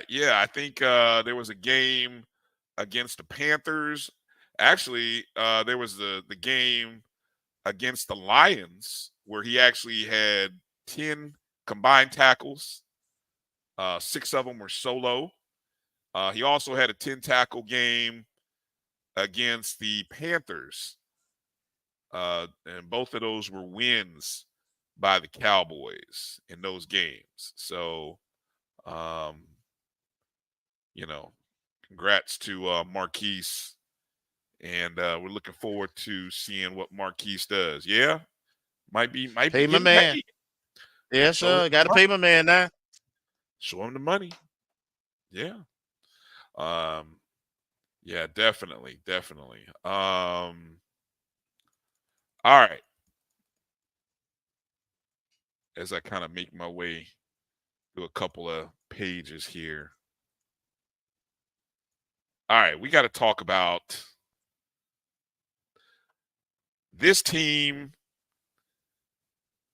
these ladies, this coach, her, our Rattlers, ladies and gentlemen, with a big weekend with a 71-57 win over Texas Southern, and then a 71-63 win over Prairie View. Kelvin, you were at one or both of the games over the weekend? I caught the very tail end of the Saturday game because I had to go to a funeral, so I didn't really see most of that. I just caught the last maybe minute or two of that game, but yeah, I was at both. And what I say is this team has taken 2 things that are I'm gonna make 3 points, 3 quick bullet points. Bullet point number 1: you judge a team by the growth you see from the beginning of the season to the end of the season. This team is growing. They're taking on the mentality of the coach. They have moved into 5th place in the SWAC overall, top 8 goal. And, that's with a couple of close losses that they really should have held on to, as well as playing the top 2 teams in the conference close into the 4th quarter. Mm-hmm. That's also with dealing with injuries and having got people out of the lineup. What I noticed about this particular team and this particular weekend, and if you look at the stat lines, we've gone from only having 7 players play to now we go 9 deep. Yeah. We still have 7 that pretty much get double-digit minutes, and you got 1 or 2 that essentially don't come off the court. But you starting to develop a bench now and some depth. And this team has gotten better since when they started. So I love that. I love that trajectory. I love the mentality that they have. They don't tend to get phased. They can, everybody know we got a 1A and then a number 2, and then it's by committee after that in terms of scoring. We got a Batman and Robin. No doubt. Yeah. No doubt. Yeah, but they produce. They produce every game. People throwing all kind of different defenses at them. Right now, Ariana's just on a whole different level. because she ended up getting the other team in foul trouble. Now, when Yeah. she first started this run, she would get into foul trouble sometimes. Yep. I can see the basketball IQ of the team in its entirety, but particularly with her basketball IQ is getting better, and she don't take as many risks on the defensive end that gets her silly fouls because she realizes how important she is to the team. And then you see other players who are a little bit more comfortable. They understand their roles and they stay within those roles. And so man, I'm really enjoying watching this team. They play a pretty good quality of basketball, and every game. I have not seen a game in the last 7 or 8 games where they don't show up, right? Whether they win or lose, they show up every game. Yep. And as a fan, as a former administrator, as a person who coached high school ball a little bit, even though it was a different sport, I appreciate everything about this team and what I'm seeing from this team. It's a beautiful thing. That what you said right there is so huge, because if you've coached and you coached young people, and you as a coach, you're trying to get the most out of them, because you recognize their greatness. And watching Coach Gordon really dig deep and really be authentic in her true self to these young ladies, and watch how they responded. Kenya, you're dead on. I watched Coach, and I would encourage anybody to go back on FAMU Athletics or Rattlers Plus. Go watch Coach Gordon's conversation with Melvin Beal. Man, you want to know the essence of who she is and the essence of who this team is was perfect. I haven't had a chance to watch the previous shows, so but I just felt like you got to understand who she is and who this team is now. And it's like we're starting to see it. It's like she's been sculpting and molding this team over the last 2.5 months. And now, guess what? Now she can put that clay into the oven, and man, it comes out pretty beautiful right now. And that's what you're seeing. You're seeing all the hard work, the tough non-conference schedule, the tough love. I mean, we were there for some of those games, right, Kelvin? And I mean, look, I've been right there on the bench, that Bethune game, and I've heard that tough love. I made me kind of clutch up a little bit. I'm like, yeah. But I mean, it's love. It's said with love and passion. And yes, like you said, Steve, she's on that Tennessee basketball Mount Rushmore. So when she tells you something, it's first off, it's done with love and respect and care, but she's saying it from a place where she knows where she's been and she knows how to get there. And these young ladies are buying in. And yeah, I would encourage anybody to go back and listen to the coaches show from Tuesday night with Melvin Beal and Coach Gordon. Great job, Melvin Beal, in the questions and just getting that conversation going with Coach Gordon. She was very open and honest, and I love that. I love that about her. And back to this team, like you said, I think we've got. Unlike that weekend up in Alabama, now you're seeing people. Sydney Hendricks coming back. Nashani Gilbert. Sylvester is back this weekend. Annabelle Latore, she doesn't play a lot, but man, when she comes in, I think Liv even talked about this last weekend. She comes in and just she does her role. She doesn't make silly bad mistakes. She stays within herself, and this team, like you said, 1A, 1B, or the 1 and 2, however you want to categorize it. Hey, this team's got it. And I still maintain, Kelvin, I haven't had a chance to ask Coach this. And Coach, we know you watch the show. We love you, Coach. We waiting. We trying to get you in. When you want to come in, Coach, the floor is yours. I have got to ask, Coach, since the UAPB game, and I'm going to show you some stats here in a second. Since the UAPB game, Ariana Grizzle has been different. I'm telling you, she saw something, and something was said, and the whole scope of everybody's favorite SWAC player Hey, look, there's a new Hey, sheriff. it's something to be said, Brian. I'd have seen it on a job, when you leading a team of people, or whether it be in sports and you leading a team. It's something about having success and winning that the light bulb comes on. And the fact that she's scoring, but she's like the last game, she scored 29, 28 points, but she was only 3 from 12. But she made 20 free throws though. My point being, she has a swag, a confidence to match her skill sets. And she's playing within what her capabilities are. But man, when you win a few games and you have success, the great ones, that I'm telling you, it makes a difference, and that's what I'm seeing. For the third week in a row, not one, not two, third week in a row, Ariana Grizzle, SWAC Player of the Week. And that's how she did it. Versus Texas Southern, 31 points, another game high score. She did it in 37 minutes. Take a look at, I highlighted in red, 13 field goals out of 27 attempts. The 13 made field goals was the second highest number of made field goals in the SWAC this season. Second highest, right? Then the next night, and you just talked about it. Just the opposite. Tough night from the field.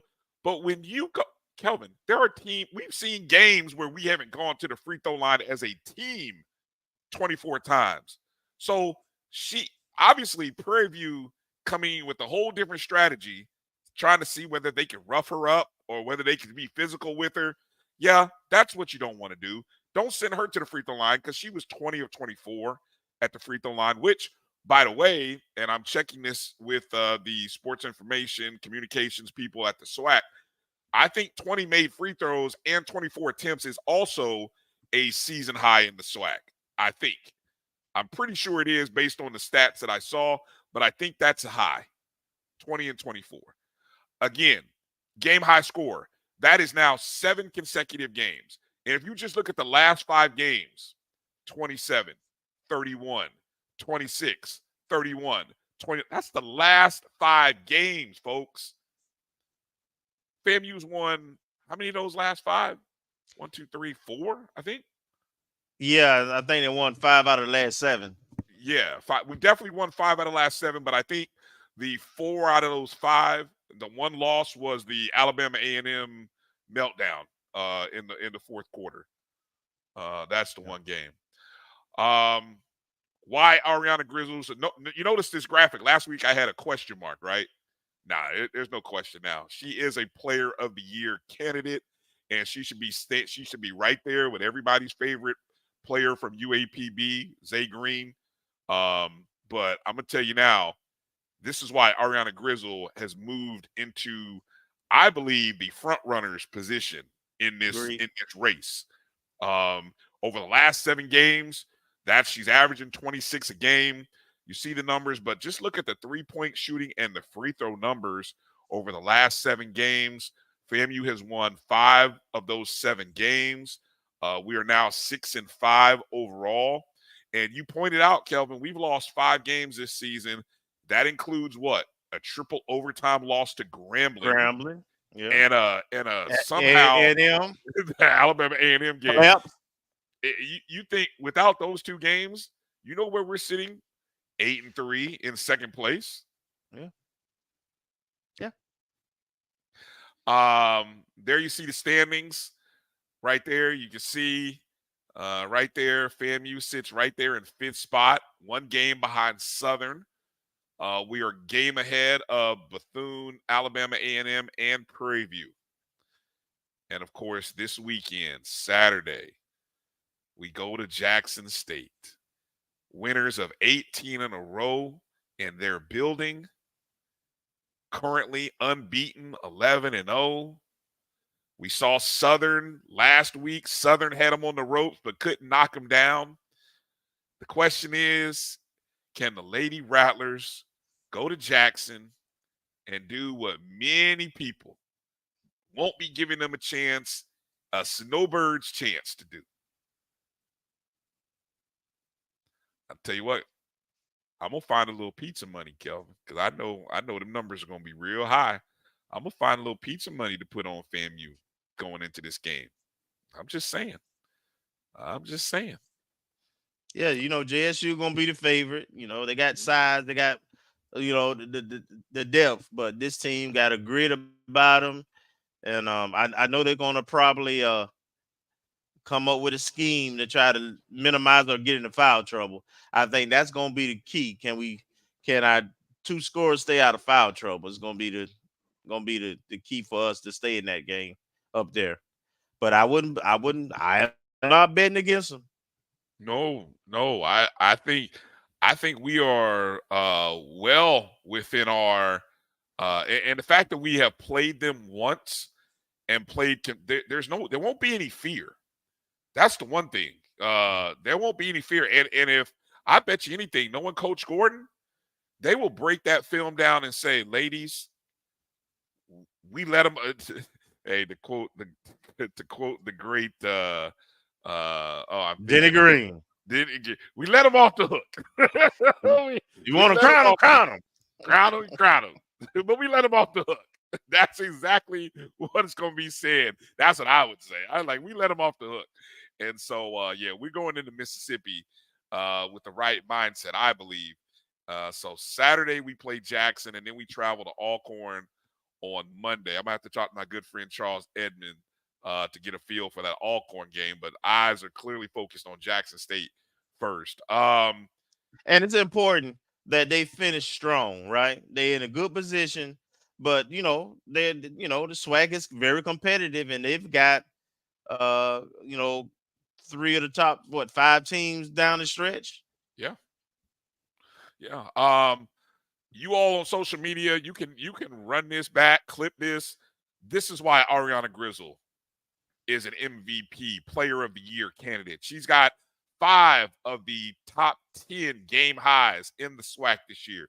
As you can see, she's got the 2 top performances at 31. She's done it twice. She's tied with her teammate Olivia Delancey for 4th at 29. Then she had a 27 and a 26-point performance over the last couple of weeks, which, again, that's 5 of the top 10, or if you want to really say it, top 5 of the top 8 performances in the SWAC this season. More stats, cooking the SWAC, as we like to say, as I like to say it. She leads the league in points per game. That's overall 19.7. If you just look at conference games alone, she's averaging 21.9 points a game. She's shooting 45% from the three-point arc. Kelvin, look at Delancey, who's number 2. Delancey at number 2, you're thinking, hey, that's pretty doggone good, Olivia. Oh, excuse me. Your teammate's shooting 45. That's ridiculous. Field goal percentage, she's behind Zay Green. Zay Green is shooting a little bit better. I think Zay is like 45%, but here she is at 43. She's number 2 in steals per game at 2.5. 3-point field goals made, 1.6 a game, is 5th best in the conference. Her free throw percentage, actually, which is kind of interesting, the SWAC has a great deal of free throw shooters that shoot really well. That's the one thing that's pretty interesting. You see her 77% is only 8th. And then, of course, her assists per game is 3. That's 8th, as well as her assist-to-turnover ratio, which is 0.8. That, too, is also 8th in the league. Hey, Brian, yes, you sir. did a great job with these stats. These are some good stats here, man. Man, I like to review from time to time, but this is a good breakdown. Look, I am a Ariana Grizzle stan right now. I can't get enough of Ariana Grizzle, and I haven't even gotten into the whole. Next week, I'm gonna wear if we beat Jackson State, I'm coming in with a Canadian flag draped on my shoulder. I might have a Canadian T-shirt on because I'm telling you, the Canadian import Ariana Grizzle is cooking the SWAC. From Canada to the Southwestern Athletic Conference, it's a beautiful thing to watch. I'm just a fan right now. I mean, look, this team, I like that. Let me see. Darian, I like that. Grizzle sizzles in the SWAC. I'm going to have to steal that one next week. I like that. I love it. I love it. But yeah, man, it's fun. And more importantly, this is a team, man. There's so many things to like about this team. And when you so again, I want to encourage you guys to yeah, you'll probably have to pay the Jackson State Pipers. Hey, let me just add while we doing these accolades, because I know we're going to get out of this particular part in a minute, but remember what this team was predicted. Oh, yeah. Nobody saw this coming. I mean, I think they were predicted what, second to last or third to last? They're probably third. Yeah, they were in the bottom quarter of the conference predictions, and we're at 5 and got the possibility of moving up to definitely as high as 3, maybe 2. Yeah. So, man, you'll probably have to pay the Jackson State Piper in order to watch this, because they do put this on their JSU Sports Network. I don't know if they'll spike up the pricing like they did for the Southern game last time. They spiked it up to $20. Normally it's like $9 or $10, but I think for that Southern game, they spiked it up to $20. Come on, SWAC, man, y'all got to do better, man. I'm gonna hop on that, and then I'm definitely going to SWAC Media Days this year. We got to get this streaming thing figured out for the conference. Well, look, you had an ESPN game, which we hosted our game against Prairie View. Of course, we lost that game. We're not going to talk too much about it. Bad loss, another bad loss. But that was a 9:00 game on ESPN2. I'm not gonna lie, I fell asleep and woke up at like 10:45 and saw the game was still on. I'm like, oh, the FAMU game is still on, and I kind of dozed off again. But anyway, having these that women's game finished at 7:30, so you probably had an hour and a half. What was that crowd like between an hour and a half going from the women to the men? The band wasn't at the women's game on Monday. And a lot of people didn't know that the game had moved to 9:00. The men's game had moved to 9:00. Oh, so wow. So there were people who were sitting, well, where I sit at. It was like, this game, the men's games. I said, yeah, it's a TV game. It's gonna be at 9. So you had from essentially, I think officially, I think they get the ladies got off the court about 7:38, and so you had roughly an hour and a half to kill. And a lot of the arena cleared out, but the band trickled in because it looked like doggone near the whole band ended up performing for the men's game. But yeah, the band came back in, and the crowd filled in a little bit. But I for me, the feel of the arena this year thus far has been lacking, and I know a lot of it in terms of the men's games out of frustration. I can tell you several people left. They didn't want to see the men's game, and then those who stayed, they stayed to halftime, and then they left. And don't say that I told you, but since I knew the game was on TV, I left at halftime too and watched the rest on TV. It is what it is, man. That is what it is. Yeah, I mean that late night start, and I mean, again, that's tough. On a Monday night too. On a Monday night, right? That's tough. They don't. What's funny is a lot of these Saturday games are being played very early. The late Monday night games is one of those complaints that I've heard college coaches complain about. Now at the upper levels, the Power 5 levels. Now again, they get paid millions of dollars for those games. I don't know What? They don't play every other day either. You know, they play like a Thursday or a Saturday, and then they play a Monday or a Tuesday. So Right. they get 3 or 4 days in between, and they fly commercial and then sometimes not commercial, Right. but they fly and come back. So imagine Prairie View A&M having to finish that game, probably go back to their hotel. Do you think Dr. Cavill's in the room? What do you think they bust it? Did they bust it back home or did they fly home? Typically, man, they jump on the bus and head on back overnight. So that means you're on the bus going 10 hours probably back to Prairie View. I don't know. You're probably not making any classes on Tuesday, at least Tuesday morning. Maybe if you got Tuesday afternoon class, somebody's expecting you to go to class. That's what you're talking about. That's the challenge, which says financially, is it worth it? Is it worth it? I don't know. It's one of those. I mean, and again, these are all these things that a lot of things are happening in the sports world. Doc, that's right. Doc said they flew. Oh, thank you. Okay, thank you, Doc. Yeah, no, I'm okay. At least they flew. Okay, good. Texas got that loan money. Yeah. I wonder what FAMU would have done had the roles been reversed. Bus. There you go. That's why I said that. Because I know it has happened before where we've taken those back in the old MEAC days. We had to drive up to the Northeast. But anyway, I've heard those stories.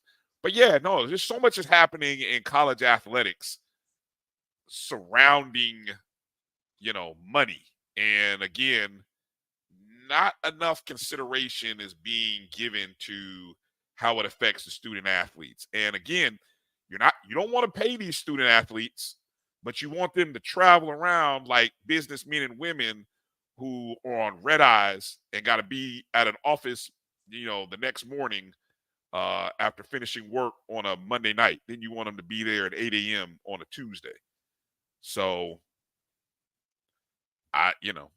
we got to do better. I mean, but I don't know. The money talks, and unfortunately, so this weekend, Jackson State and Alcorn, doubleheaders, men and women's, will be. The men are on a 4-game losing streak. Hopefully, hey, I'm finna jump in. We ain't gonna spend a whole lot of time on the men, but let me just say this: when the season started and over expectations may not have been high, but there was some optimism, and it was, you could still have some fun. It was enjoyable. Right now, it's not enjoyable. It's no fun. I find myself more frustrated and angry as I watch, because I'm not understanding some things. I hear you got injuries, but we ain't losing because we got injuries. We're losing because we got a team that's very selfish, that make turnovers, particularly one player specifically who's got the ultimate green light. We don't run set plays, right? We got a big man that can play against the best of them, but we don't consistently give him the ball. And even when we do give him the ball, he made 2 baskets in a row and he coming out the game. I mean, what we doing, man, I have no idea. And so it frustrated me because our talent level is better than what our record is, but we're not closing out games. We keep teams in games, and we put ourselves out of games because we such a bad basketball IQ team. We really do.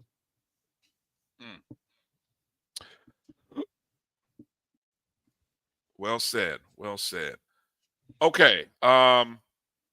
Let's jump over to a sport that is hold on. I'm gonna let you lead this one for a second, Kelvin, because I said, well, hold on. What time is this? Okay, 10 o'clock. Okay. How about these guys? You remember these guys? Woo-hoo! You remember these guys?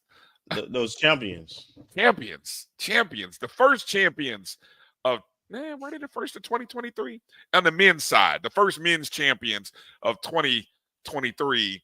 The first team the first men's team that gets a chance to run it back will be our baseball team, as they're opening up their season this weekend.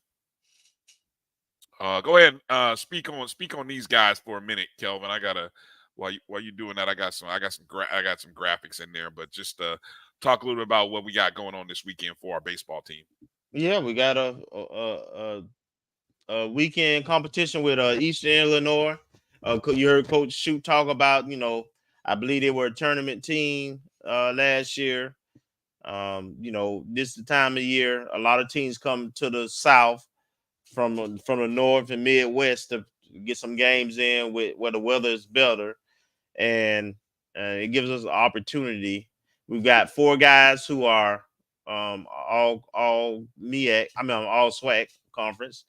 And to be honest, man, I looked at the we picked 3rd in the East, and I could do nothing but laugh, right? I could understand it last year, but if you really look at what we got coming back, honestly, the only 2 potential, well, 3 if I add Weber. We lost Weber. We lost our number 1 pitcher, and we lost our closer. But our closer wasn't really our closer until the end of the season anyway. So we have a lot of power, a lot of offense coming back, a lot of kids that won a lot of games, and we brought in to that talent some great talent. So how we are not picked first in the East, I don't know. I know Coach Shute could care less at this point, and the team.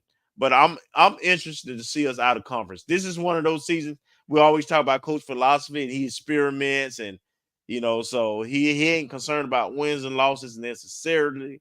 But I think Coach finds himself in a situation similar to what Coach Simmons found himself in football season. A very experienced team with a lot of talent and high expectations. So this is one of those seasons like we played South Florida really well out of conference. This is one of those years I expect us to win some out of conference games early, as long as we stay healthy. Because this team is you're not gonna beat this team 2-0. That's for sure. No. It is the expectation, and there you see right there, you see the preseason SWAC standings. I just, again, I know there's a lot of love people have. I mean, great coaches. I love the coaches at Alabama State and Bethune-Cookman. Love those 2 coaches. But I'm just like, wait a minute. With all that we got returning, yeah, we're third. Third. Yeah. We beat those 2 teams. Yeah. But we're third. We were the most productive offensive team in the SWAC, but we're third? Really? Okay. Yeah. Where does that happen at? Where else does that happen at? But okay, that's fine. And we play the toughest schedule in the SWAC. Because our out of conference schedule is just out of this world, and we don't dodge anybody. So yeah. So it'll be interesting to see. Again, as you can see, a lot of first place votes for pretty much everybody except Valley. That's standard. And then on the west side, what's also interesting on the west side is the last place team, Alcorn, got the second most first place votes. So it's either like you either thought Alcorn was going to be, put it like this, everybody over there thinks Alcorn is either going to be good enough to win the SWAC West, or they just said, no, they're like, nah, I don't see it happening this year. So there's no middle ground with Alcorn. You either think they have it or they don't. That's the only thing I can tell over on the west side. Who do the voting? It is the SIDs. It's the SIDs and the coaches, I believe. That's the cabal of voters in the SWAC, and it's always been that way. I don't know why they don't have a media a media or even just mix in some media folks. But hey, what can I say? Even Black College Nines, who covers baseball, they got us finished. They ain't even we were the defending we were the HBCU national champs last year, right? Yeah. In their own rankings. But this preseason, nah, third. Okay, that's fine. It's good. We got no problems. We'll see them in the tournament.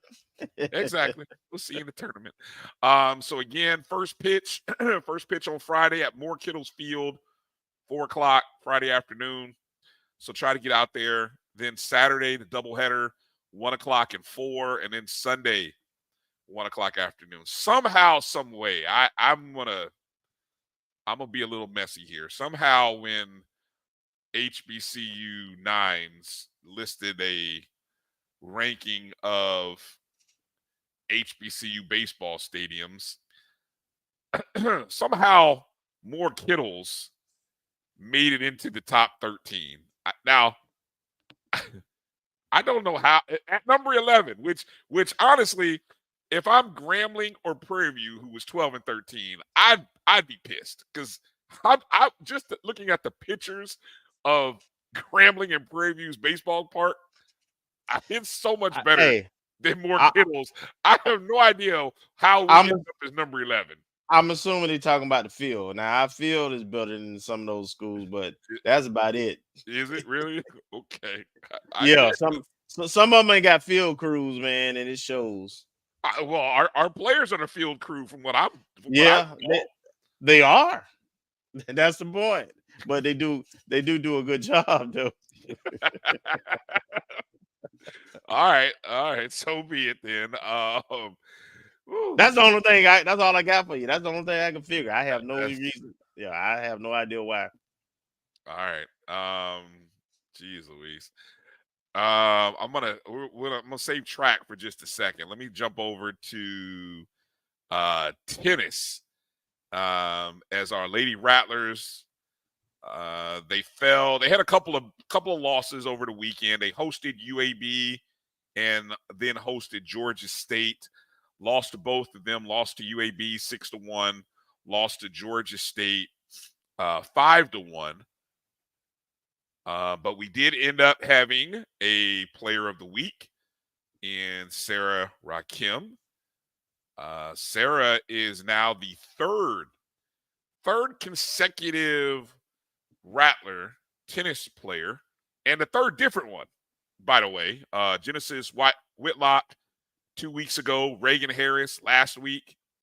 So Sarah now is the third, and she had a good weekend of singles matches. She was the lone victor in the UAB match.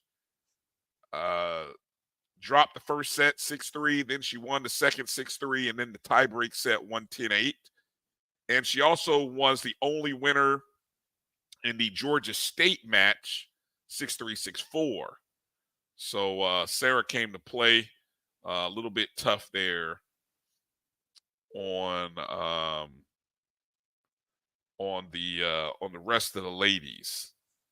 Have you had a chance to? Have you guys in the chat? You guys in the chat are something else. You guys, it's like folks come in and then what are we talking about in the chat room? Are we focused? Are we talking about the Rattlers, or are we talking about other foolishness? What are y'all doing? But anyway, did anybody get a chance to watch the YouTube streams over the weekend, whether it be Friday or Saturday, of tennis? Any thoughts? Kelvin, did you get a chance to watch? No, I have not gone back and watched it yet. Okay.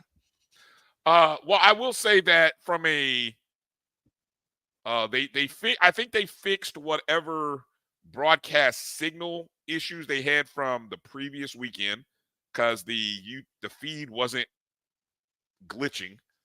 So they were able to keep a solid connection. I don't know, we must have improved our hotspot or something out there on the court.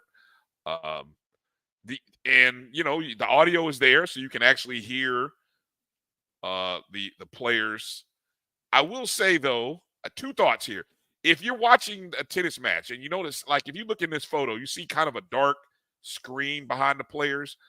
Obviously, this wasn't done at our park, at our courts, because we don't have that dark mesh along the fence. So it's like whenever you're Yeah, we do. I see the parking lot. I see the parking lot of cars. Yeah, we have thin mesh though. I mean, I'm just saying.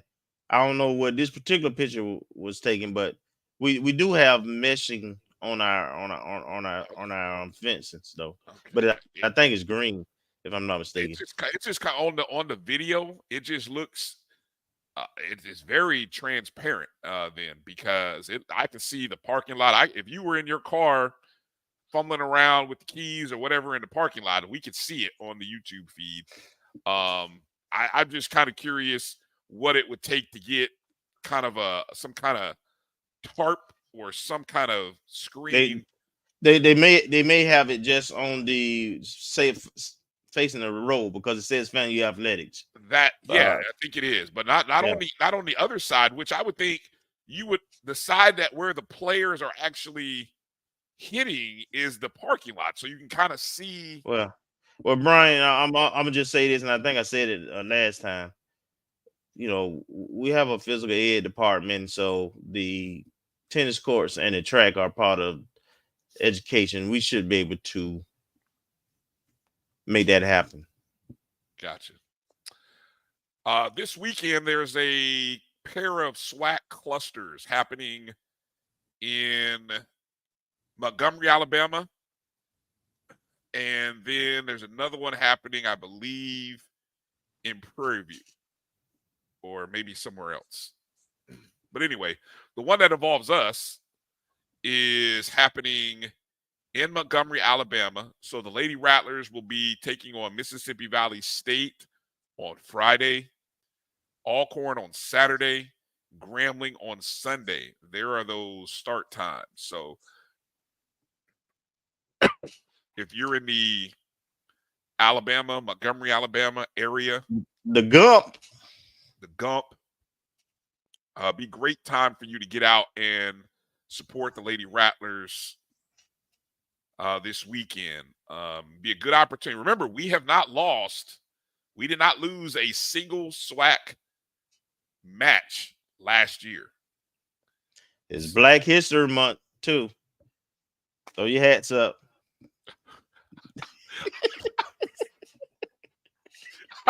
Bro, I almost wanted to be like, what? Where's the correlation? What does that mean? Okay. The Gump. That's what the scene of the crime. My favorite one of my favorite black moments of last year. That didn't happen in Montgomery though. I think didn't happen down a little further south. No, that was the Gump. Yeah. Man. That was the Gump. Jeez. Got some right. We got some straightening around here. What you not gonna do is pull your boat up and try to act like be all drunk and then swing on my brother. I am my brother's keeper. Hey, if nothing else. Okay. Moving over to the softball diamond over this past weekend, the opening weekend of the softball season, wasn't as great as we would have liked it. The Lady Rattlers did open the season. Yeah, tough competition. We opened the season at home with a pair of games against Texas Tech. Great crowds from what I saw. So props to everybody who came out to the first game, the first doubleheader on Friday. Unfortunately, we were in that contest in game one against Texas Tech up until we weren't. The last inning. Yeah, the last inning. We were in that contest until we weren't. I think they gave up an 8-run 6th inning. Yeah. And so I mean, we had a 3-1 ball game, and I think we made a pitching change, and it just kind of fell apart there. But we lost 11-1 game 1, 9-2 in game 2. Then the next day we went over to Florida State. Many of you got a chance to hopefully watch that online. Nationally ranked Florida State. Nationally ranked Florida State, who actually they were put. I think they lost to They Charlotte. lost their first game and lost their first game. Came back. Charlotte came back too, and won that game. Yeah, so we knew we were going. We had to play Charlotte, so we knew that was going to be a tough contest. But Florida State blanked us 9-0 in the first meeting. Then we had to play Charlotte in game 2. They blanked us 8-0. So that was a tough scoreless day on Saturday. But on Sunday, we bounced back and got it. We lost 8-2, got a pair of runs in game 2. So early, brand new team. The one thing that I like to see, we playing top notch competition. Now Texas Tech, is Big 12 powerhouse and so forth. But would like to see, want to see the offense get going and see if we can minimize, the errors and mistakes, and you like to see some 42 games, 43 games. So improvement, but it's early. I will say, now I know there was an attempt to do some radio play-by-play of the games on Friday. I don't think it actually came through. I know there was an attempt to, so I like the attempt. Hopefully we can get figured out whatever bugs there were in the audio so that we can get some play-by-play of that softball the next time the softball team is at home. Jeremiah Clark says he was watching the games versus FSU online. So yeah, hopefully, that's par for the course. We did come out of that contest though with a pair of SWAC performers, players of the week. Naomi Jones and Lauren Peppers earned SWAC weekly honors. Jones won the hitter of the week and Peppers won the co-pitcher of the week. Reading right here from FAMU Athletics. Jones recorded 5 hits, had 2 runs batted in against some challenging opponents, definitely. Again, number 4 ranked Florida State, Texas Tech team, and of course the Charlotte team that actually beat Florida State in their opening game. Jones drove in the team's first run of the season versus Texas Tech. She added a double and had a .375 slugging percentage along with a .313 batting average. She recorded 3 hits, 1 RBI, and 1 run against Texas Tech, while also getting 2 hits and an RBI against Florida State. As for Lauren Peppers, the opening day starter, she battled well against Florida State and Texas Tech. Finished, her opponents only had a .267 batting average in her second game against Texas Tech. Peppers came in relief duty, went 2 1/3 innings, striking out 2 and allowing no hits. So nice job by Lauren, and congratulations to Naomi. And so now the Lady Rattlers are in Alabama.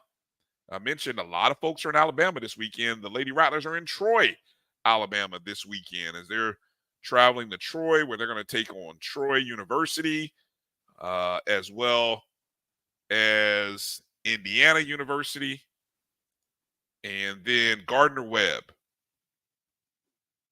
So it'll be a good variety of, you got a Big Ten school. Troy is in the, SBC? Sun Belt? Yeah. And I'm not sure. I think Gardner-Webb is in the Big South, or they were. They were, but I think they merged or moved or something. But yeah. All right. So those games start Thursday, tomorrow. So that game against Troy. Be looking out. There might be, Troy might be doing some streaming since they're the host They might be doing some streaming, so there might be an opportunity. ESPN. Oh, the chore games will be on ESPN Plus. Hey, well, there you go.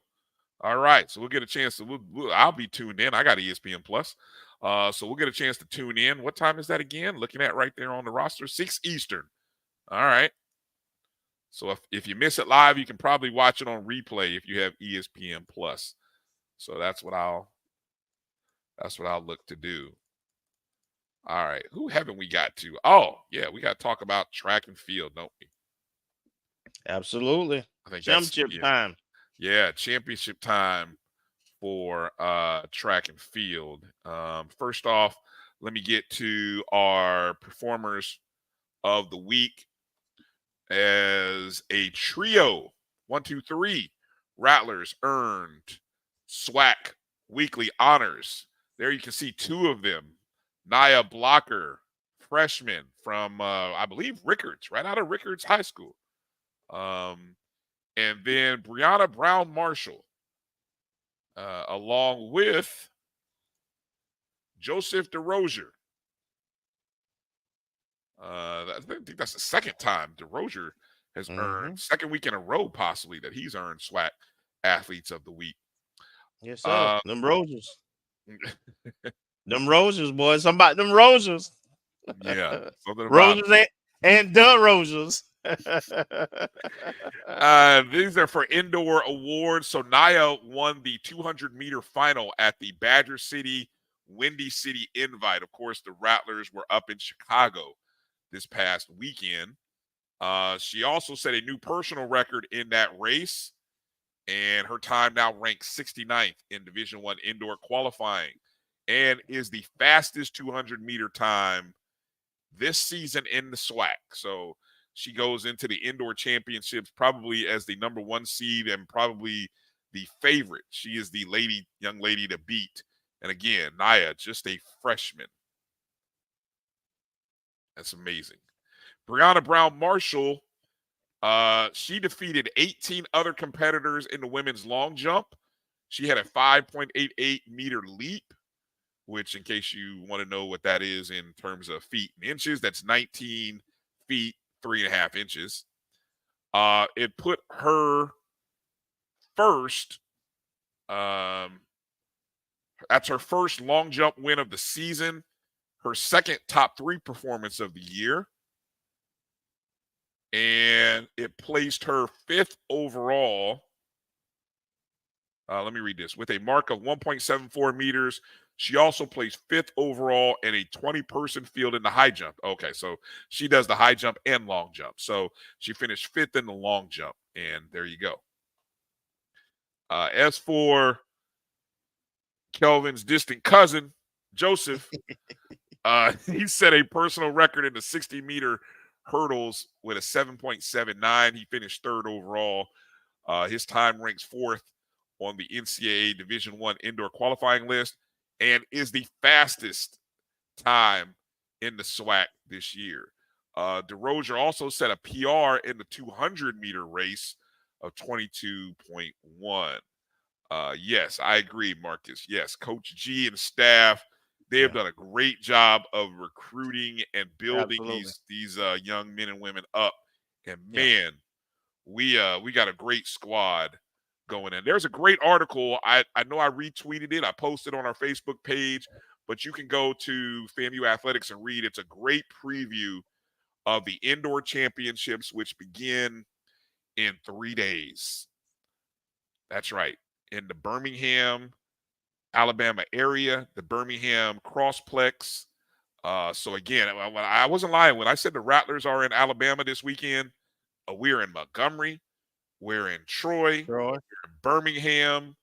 We're all over the state. So there's no excuse. If you're in the Atlanta area, get over to Birmingham. If you're in the Alabama area, get to one of those sites and watch. But here's the key point, Kelvin, of our track season, right? FAMU, and I'm reading right here, if performance translated to medals, and I'm just talking our performance thus far in the indoor season, if performance translated to medals, FAMU track would possess 7 golds, 7 silvers, and 3 bronzes. The team currently has 23 top 5 times in marks this year, men and women. Brianna Brown Marshall, who we just mentioned, and Joseph DeRozier sit among the nation's best on the NCAA Division I indoor qualifying list. Brown Marshall ranks 31st in the high jump, DeRozier 41st in the 60-meter hurdles.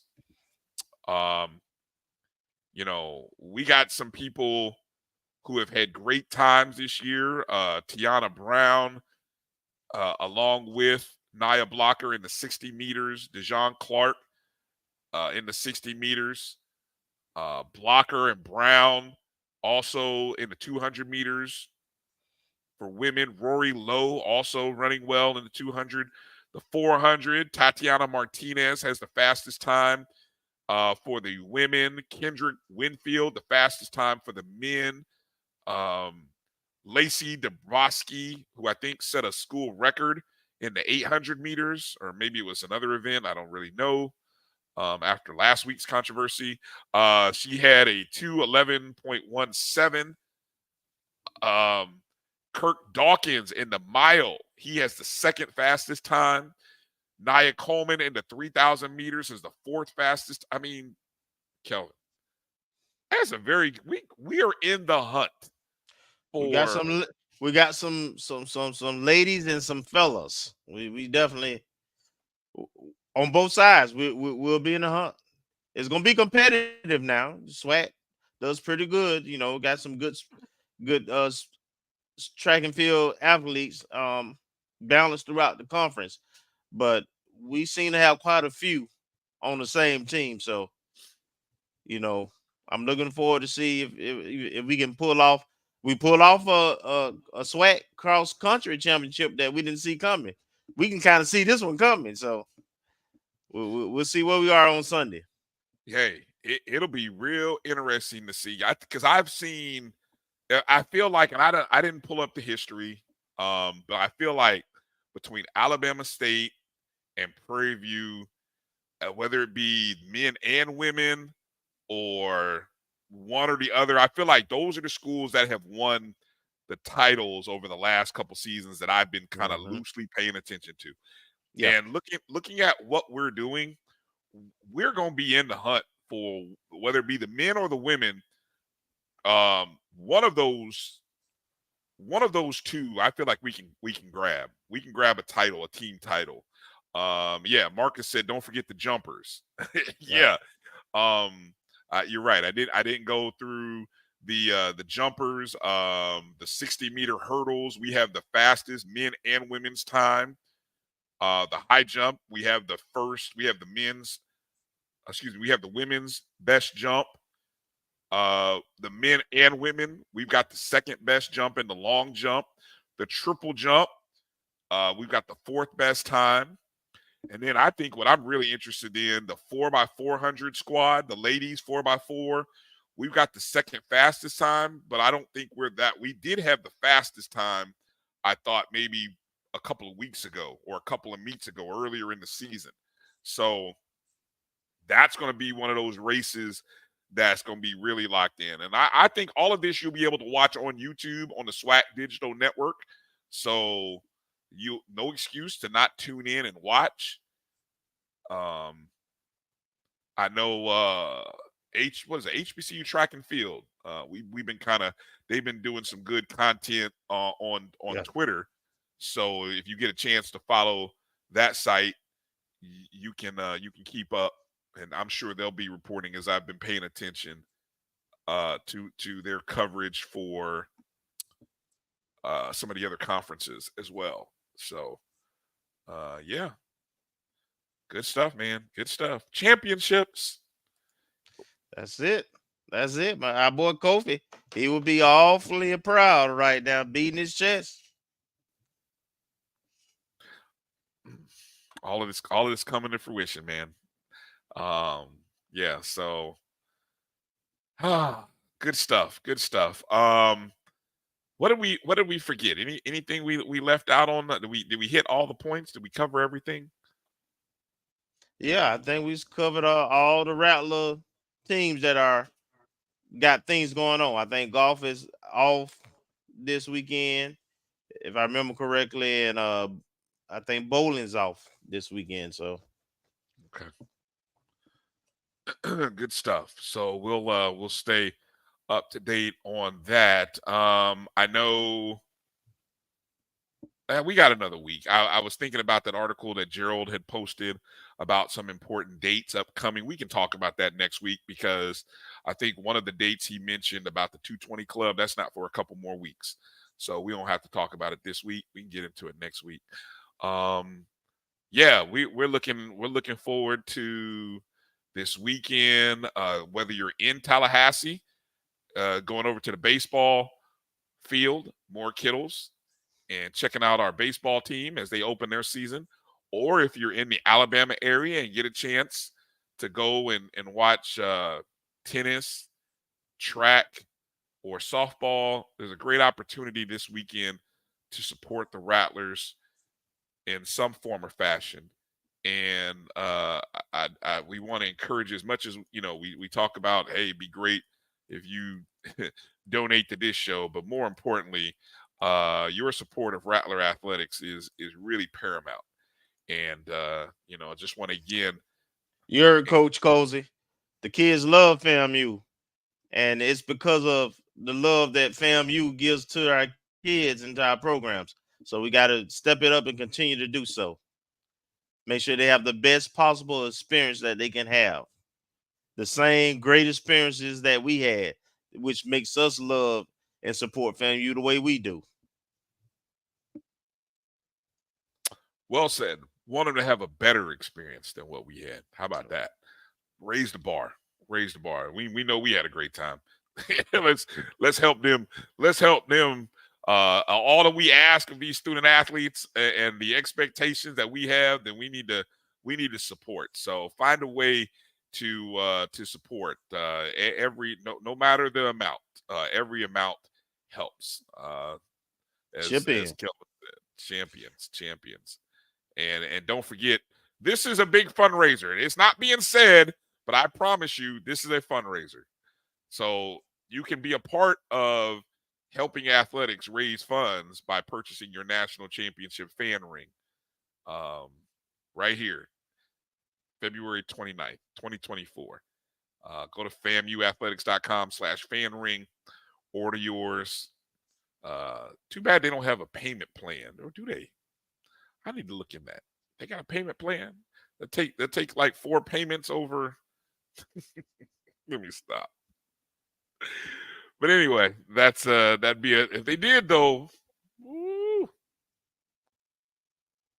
we could all have rings. I gotta get a ring. I can't do a pendant. Anyway. All right. That's gonna do it for this, Kelvin. I think we covered and hit everything. I'm with you. Any final words that you want to touch on as we close the show down? Wish a happy Valentine's to all of Rattler Nations, the coaches, the student athletes, everybody. Hopefully, everybody got what their heart desires, and let's I'm gonna be at the baseball game. So if you want to see me this weekend, God willing, if nothing else happens, I'll be at the baseball games all weekend. So looking forward to that. All right. And I don't know. I could get inspired. That's gonna be after. I could get inspired to want to do a what you call it, a watch party for the Jackson State game. I might. I may have to. I may know somebody. Might be able to make it happen. But worst come, we'll see. But I'm already searching on eBay for my Canadian shirt because I got a feeling Grizzle's gonna cook this weekend. We're gonna cook some tiger meat on the grill. No luck needed, just hard work, baby. Hard work. Hey, thank you, everybody. Support Rattler Nation. Support the Rattlers wherever you can. Hit the thumbs up button or the like button on your way out the door. Make sure you're following the O&G StrikeZone on all our platforms at O&G StrikeZone on Twitter, Facebook. I keep calling it Twitter. X, Facebook, Instagram. Shout out to all the Instagram watchers, viewers. Appreciate you. Make sure to watch for the BCSN Pod Zone everywhere you listen and download podcasts. You can watch our show along with other shows on the Black College Sports Network, which we are a part of. So we want to thank Coach James Colzie for joining us earlier. If you missed the interview or any part of the great conversation, go back and watch it or be ready to download it when it hits the BCSN Pod Zone. For Kelvin, I'm Bryan. Next week, we hope to have Marcus back for next week, and we'll have the full team, the full squad will be here, ready to recap the amazing weekend, upsets, wins, championships. We're here for it all, baby. Things up. Make sure to strike hard, strike fast, strike quickly, and strike again, Rattlers. Be well, everybody. Be safe. Have fun. God bless. Thanks for watching. And good night now.